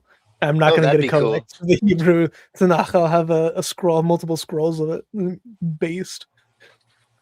I've debated against divine oral Torah using Berachot's 5a. It's good to know. But there's a view in Judaism that doesn't view those literal. Ramban, we have to respect that because some New Testament claims, if literal, are problematic. Yeah, which is fair. We definitely need to like steel man positions because obviously the rabbinic version of Judaism that rejects Jesus as Messiah is wrong. Like we have an overwhelming amount of evidence that Jesus is Messiah, so we don't need to strawman their positions or like belittle it. I'll look into Berachot 5a. I don't know if I brought that up for the Talmudic dilemma. I've read like 15% of the Talmud, which doesn't sound like a lot, but the Talmud has 2 million words in it. So, I've been doing nothing but reading the Midrash and the Talmud for months now. Are you just reading a digital copy, or do you have it in paper with you? No, it's not digital. No, I don't have It'd be written really Talmud. expensive if you had the whole collection. Right, it's quite a lot. Even Sahih Bukhari was so expensive because it's 9 volumes, And I wanted Ibn Kathir's histories, and it's like it would take up a whole shelf. I'm like, I don't know if I can do that. Yeah. Book scrolls were fortunes at Muhammad's time. The charge that there's other books being written or that they were corrupted doesn't hold water. Correct. I found something 2 days ago that I think is really interesting. So you will never guess what the name of the city that yeshiva school was in around Medina. So the closest yeshiva. So yeshiva is a school that teaches Talmud and Midrash. There's a yeshiva that is as close to Medina as like Petra. Its name is Sura. Oh, really? So Sura, which is a city in Babylon in southern Iraq, and there is a school there called the Yeshiva School there, and it is Sura Academy, which is pretty based. Wow, interesting. Literally, Yeshivat's Sura in the Hebrew. It was a Jewish yeshiva located in Sura, which is now like it's decently close to Medina. And it was operating from 225 AD to 1033 AD. So it's going the whole time span. And this is one of the places where things were debated quite hotly in that region because it's close enough to Babylon to have all the Babylonian Jews debating things. It's pretty cool. So I'm wondering, because surah is not actually a word in Arabic that predates the Quran. The Quran is the first usage of it. So I'm wondering if he got it from the name of the city or if it's a false cognate. So is it an actual cognate and he's stealing it from this yeshiva school and that's where he actually learned the Talmud? Or is it a false cognate? I have no idea. I don't know how to test that either. But I think that is a painful coincidence, if it's a coincidence, that the Yeah. names of his chapters of his book is surah, and there is a yeshiva school that is teaching all the material inside of his book near him. So I say near him, it's like 300 miles or something, like 200 miles. It's still pretty far, but he's in the middle of the desert. So there's nothing close to him to begin with. Yeah. And he might have actually historically lived way further north. Right. It's hard to tell. There was someone on X who was saying there's Syriac histories where they claim that Muhammad was raiding Palestine, and I don't know. There's passages in the Quran where it says we go past Sodom and Gomorrah every day. It's like, well, that was also far north on the Dead Sea. There's a passage that talks about how there is a salty sea and a freshwater sea that you fish in and that you get pearls from.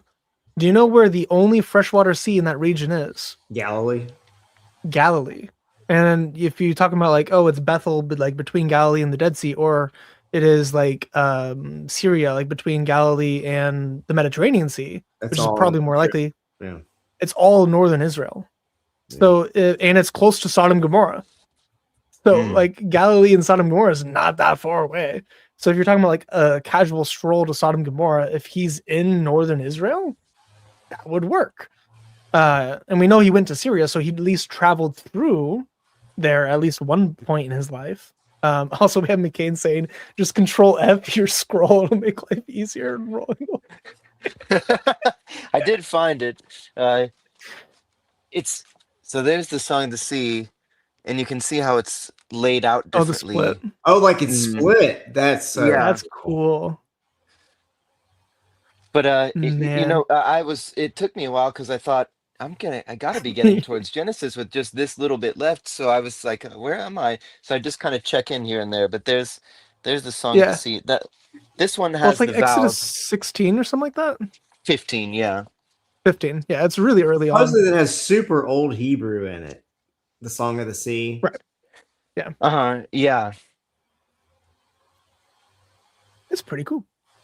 I'll come on one day and show you the 300-year-old deerskin Torah.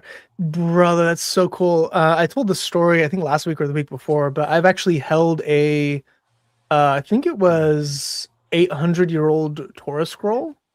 It was lambskin, and it was still fuzzy. It was fuzzy to the touch, and that was one of the coolest experiences I've ever had. They have it at the research library at my university. So I was able to go in, and I can still actually go in and request it and touch it and like read it, which is pretty awesome. I might like record a video before I move out of the city with it. That would be and cool. Also, there's an old Quran there too. I think I'd be arrested if we did the month-long practice that people are doing today. It's like 700-year-old Quran, but there's a really old Quran there. It's pretty cool. That would be pretty based. That'd be a good reason to get great way to arrest him. I wouldn't want to burn an old one. I like old things. Just like new ones that we can burn. Yeah. You got to have a record of the stupidity being old, you know. But I like old stuff. Yeah, there's a lot of really cool stuff, old stuff there. I showed my friends there whenever they were visiting from out of country, and they were like, "Yeah, that's neat." And I was like, "Oh, you guys are lame." Anyway, my editor is one of the guys who came Gado, so yeah.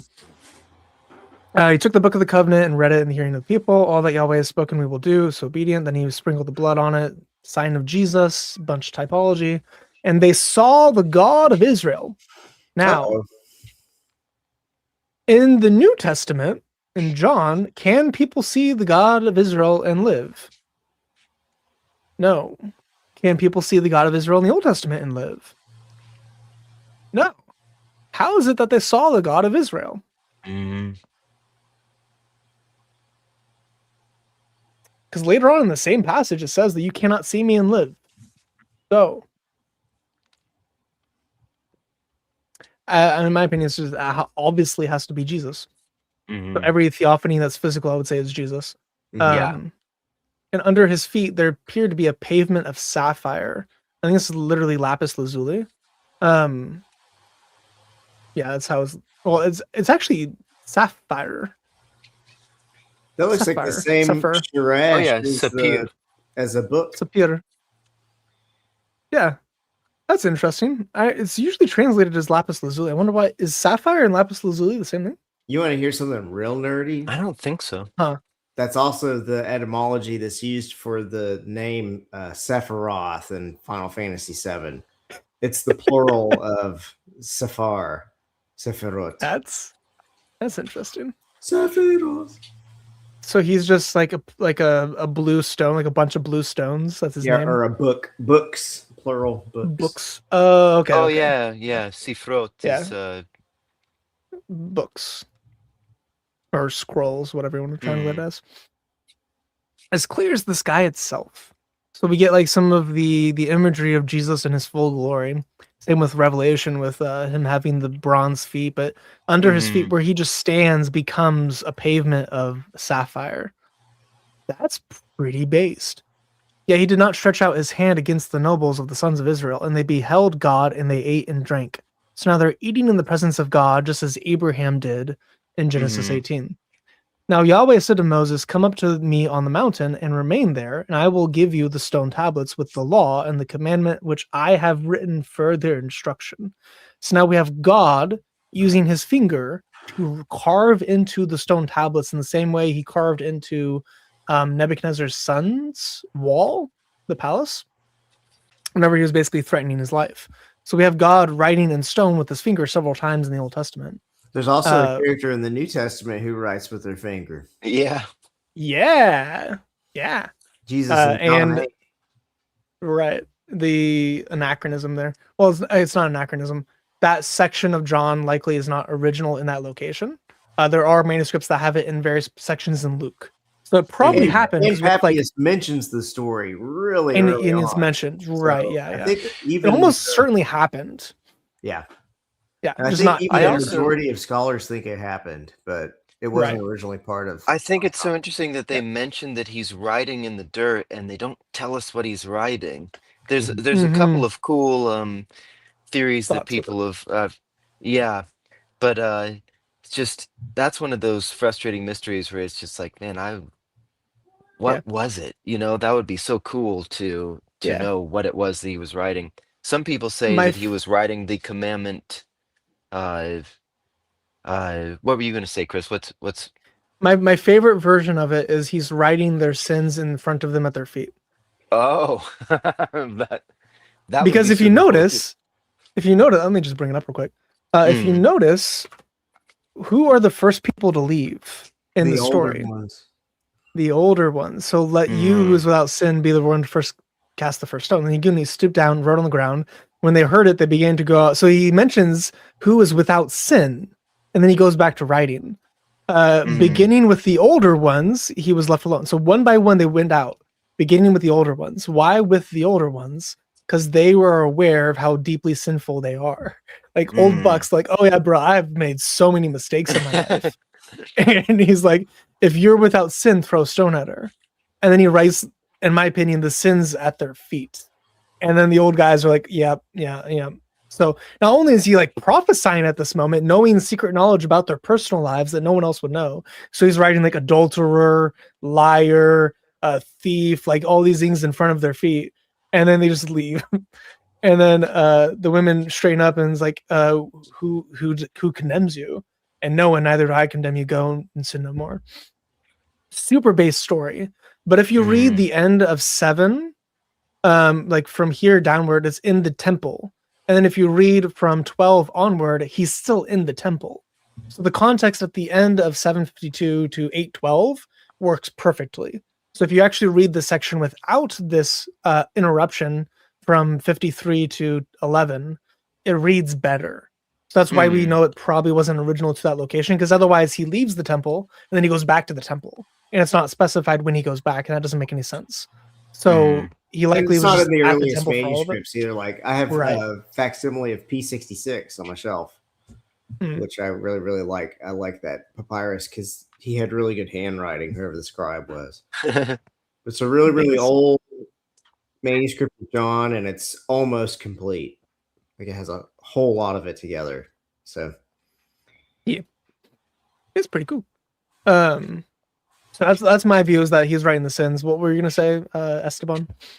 I also heard that he was writing that he was writing specific commandments, and I forget which one that was brought up, but there's all sorts of cool things that could have been going on, and it's one of those things where you can't really know, so you can't really Hmm. invest in any of them, but that would just be so cool to know what Jesus was writing with his finger in, because that's also like, I mean, that's not they mention it, so it's obviously significant. Right. Uh but then they don't tell you what it is. So it's it's almost like this weird cliffhanger in history where Or the it's like, action of writing itself is what's significant oh yeah, Hmm. yeah, that could be because that he's writing too. with his finger. Hmm. And then Craig Keener, he thinks, and I don't remember exactly. It's been years since I read his commentary on John, but he thinks it's like in the first century context, the Greco-Roman context, judges, when they were rendering judgment, would start writing out whatever the verdict was before they announced it. Mm. Hmm. So it might just be him acting as judge, but Like Mm. guilty, guilty, guilty, guilty, or something like yeah, that. or something. Yeah, Yeah. yeah, that's pretty based. Andrew mentioned that there's an old movie that shows Jesus writing the sins of the men. Yeah, Okay. I think I might have seen that. Uh, What I if he think it was just just makes like logical drawing stick sense. figures and we think it's like all this deep stuff? He's just like bored. Okay, which of y'all's without sin? It's just like a Uh, mommy, a daddy, and a happy son. how do you reconcile this with the Quran being corrupted according to the Quran? Mm. Uh, the Quran's wrong. Yeah. Shocker. Yeah. Imagine that. Chat GPT. Is the Quran really wrong? Oh my gosh. Oh man, it's painful. So Moses arose with Joshua his attendant, and Moses went up to the mountain of God. But to the elders he said, "Remain here for us until we return to you. And behold, Aaron and Hur are with you. Whoever has a legal matter, let him approach them." So now they have the rulers there, the judges. Then Moses went up to the mountain, and the cloud over covered the mountain. Can you hear my dog barking? Yeah. Yeah, Ah, Stella. that's all right. It's kind of cool. Let's see if I My can get her to cat come finally here. showed up, so something had to happen. Yeah. Hey, what do you think hers pronouns were? Oh, I got her. Well, that's when I was teaching my kids Hebrew. I say, who is he and he is she. So, so Oh yeah, yeah, yeah. They're like the opposite of what you think. Yeah. yeah, yeah, yeah. I remember that. You don't see the pronouns a lot in Hebrew though, because they just conjugate the verbs to the gender and to the person, and so you Yeah. don't. And then the third person masculine direct object, you see that a lot, but it's just a vav with a O class vowel sound. Mm. Yeah. Where's her face? Oh, there we Hey. go. She's got Wow. She crazy thinks she's eyes. in, I'm warning you, Chris. That's crazy eyes. she thinks she's in trouble because I yelled at her. So she's trying to like Oh. cower and run away. I also didn't want her to bark and wake up people. Anyway, here's my cute dog that gets hair on literally everything. That You is a can't quite see beautiful dog. her coat, but it's like fluffy and long. Yeah. So just imagine like hundreds of thousands of these hairs everywhere. Yeah. Every time I vacuum a room, I have to dump the vacuum because it gets full from the room. It's more So like a giant cat than it is a dog when it comes to right. the coat. But you're so I'm cute. thinking a wolf. It's giving me wolf vibes. Yeah. Because we She's had adorable. when I was a kid, we had a beagle, and that hair was like very coarse, and it just would fall to the ground. Oh, With the this German close. Shepherd, you still have those hairs, but you also have like the zigzaggy cat hairs that just kind of, you get a Yeah. beam of sunlight in through your window one day, and you're like, oh man, it's time to vacuum. Right. Let me just pull out her fur a little bit, and I'll just get a handful. Yeah. I don't think it's actually going to show up on the camera too well, but you can see some of them. I can see some. Oh, They're yeah. just like Not It's too just- bad at the moment. But flies away. I'm just surrounded by oh floating yeah, hair. yep, I can see the it's Yeah. so fine that it Just just kind particle of floats. effects. Yeah. This is my fluffy dog that if I'm ever covered in dog hair with any of my videos or any of my streams or anything I do, this is why. It's But that aren't- one. Including my microphone. Aren't dogs haram? Yes. Yeah, an angel will not enter your house if you have No a dog angels in it. there. I kissed my dog on stream one time, and there was a Muslim in chat that lost their mind. Wow. Yeah. It's cute. Haram. Anyway, you want to go free? You can go free. No, you're just staring at me. Okay. This is why we need dog cam. She's being so cute. Let's see if I can get some dog cam. No, she's leaving. Okay, never mind. Oh. Okay. Dog detour ended poorly. That's the woman beating verse. What are people talking about in the chat?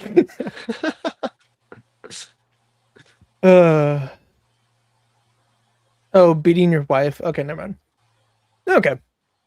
So back to Bible, because Bible good. Yes. Yeah. And the glory of Yahweh dwelt on Mount Sinai. So again, Jesus is called the exact imprint, the exact glory of God. Here we have the glory of God dwelling on Mount Sinai and Jesus tabernacling with us. It's pretty cool.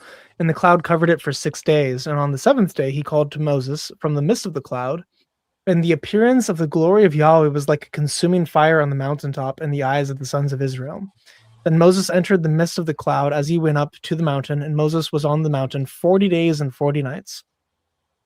Now we're actually going to skip a little bit because this is all just getting into like what they're going to be doing for the different things with the breastplate, the ark, and like all of those things.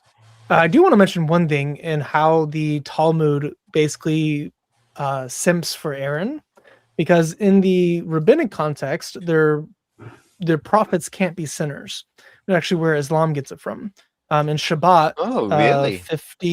55A and B, it goes through all of the prophets and it lists out each one. It's like, if you think David was a sinner whenever he what he did with Bathsheba, you're incorrect. If you think I have heard that. Moses was a sinner, you think he's incorrect. If you think Abraham was a sinner and what he did with Sarah and like giving her to the Egyptians and the Canaanites, and like, oh, you're incorrect. So like every single thing that we would consider a sin by the prophets, they list it out and they're like, oh no, it's not actually sin. So they whitewash history. Now the David one is extremely egregious because it basically says that Uriah was a polytheist who deserved death and was already subjugated to death by the Sanhedrin. That does sound Muslim-y. It's just kind of Yeah. ridiculous. It does. Yeah. Yeah, it's pretty crazy. When I'm significantly more white for my camera. So they say that the Sanhedrin issued Uriah's death, even though the Sanhedrin didn't exist at the time. And Also, so it was Muslim-y to have anachronisms. right, yeah.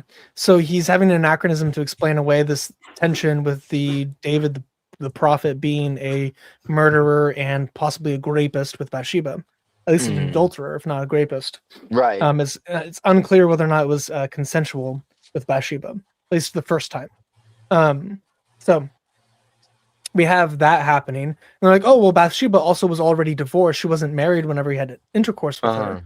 Because whenever the men would go out to war, they would divorce their wives beforehand, which makes literally no sense whatsoever. Gosh, so that's this their sounds like apologetic. Islam. These sound like It's Dawah really guys. bad. It's bad. So then, like, he's not sinning because she's not married, so he just took another wife who was unmarried, and her husband was a polytheist. Not obviously now he's like her husband, so he should have died and he deserved to die. Now, Which to is so defend dishonorable. David, it's insane. To defend David, they are basically calling God a liar. Yeah, Yeah, and and the also Psalms. like denigrating Uriah, who was a very honorable man. It's just, Very honorable. Like the dude was so awesome. Like that's like the best I'll friend you could sleep possibly out have. on the street because like, my brothers like- are out on the battlefield, and Right, like I'm not gonna go have intercourse with my wife. That might be the last time I could possibly do it. Like I'm not gonna Mm, enjoy myself and get pleasure for myself whenever my men are suffering. Like, yeah. he's so based. Have Go y'all ahead. read the book Misreading Scripture with Western Eyes? No, No. but that sounds like a He really talks good title. he talks about that story, and contextually there was a power struggle going on where Uriah wasn't stupid and he knew what was happening. And so like whenever he's asking him to go to his wife, he's saying, no, I'm not going to do that. And it was him kind of implicitly saying, why aren't you going to war? Right. And Oh, okay. but I mean, not Interesting. like in an immoral way. I'm not saying he's Mm, immoral. He was snubbing his nose at David, and he did know David was trying to get with his wife. And like to be polite in the ancient world, he would have just said, okay, and slept with his wife, knowing that the baby was probably, the king's or whatever. Right. But he refused to do it. That's interesting. That's a good book. I'd suggest that book to anyone in the audience who's listening. And yeah, and it also talks about stuff like how we just don't take famines as seriously because we're just so used to stuffing our faces all the time. Right. Yeah. mm, It was a really good book. It's a very serious problem, which is why whenever God yeah. threatens us, that's civilization ending stuff. Oh, yeah. Like we do not appreciate. Like California kind of gets it because they get droughts all the time because they're terrible with their water management. Like they have the Mm, most fertile land possibly in the world, and they abuse it to nothing, to literal dust, because they're just One of the authors policies. of that book was teaching to Russians like in the 90s, and they were picking out all these things in the scripture that he'd missed because they had been, they had to deal with famine and food shortages. Yeah, mm. pretty cool. All right, let's jump down a bit. So we're gonna skip all of the typology stuff with the tabernacle and like all that stuff. We'll either do a video or a stream on just typology.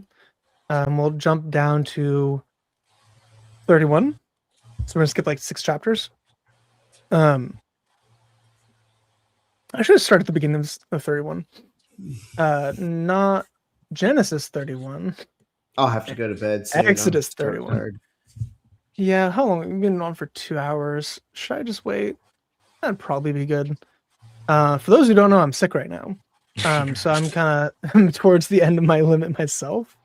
So I should probably like either get around for a bit or wrap up. I think we're at a good break point. Yeah, I have dog hair in my nose canal now, so I breathed in too much of it, so now my right nostril itches. You see, this is the proof. Yeah. This is the The proof. punishment. Allah is handling you, Chris. Without the angels to remove the hair, So they're able to shove them up there. yeah, for every like hair you see, there's 10 you don't see, which is the best part. So I'm a Like furry mice boy or right cockroaches. now.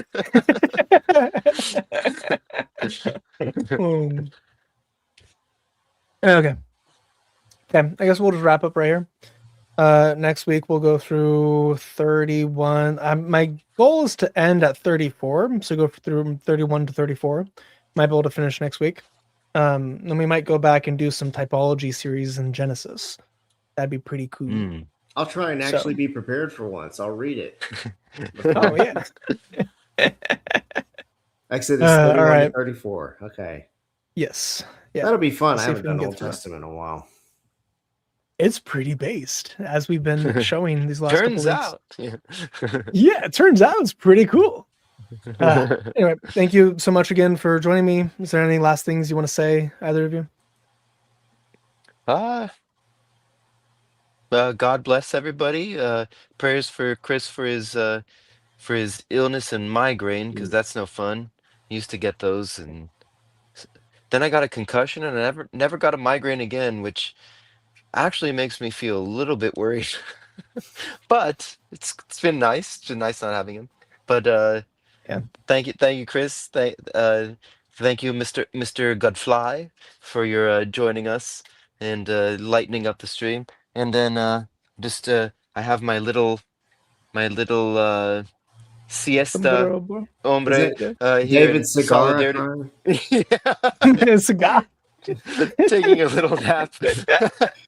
because there's a lot going on. There's a lot going on in the spiritual and physical front between truth and Islam. So Yeah. very interesting, and it's good to be even a minor foot soldier in that battle.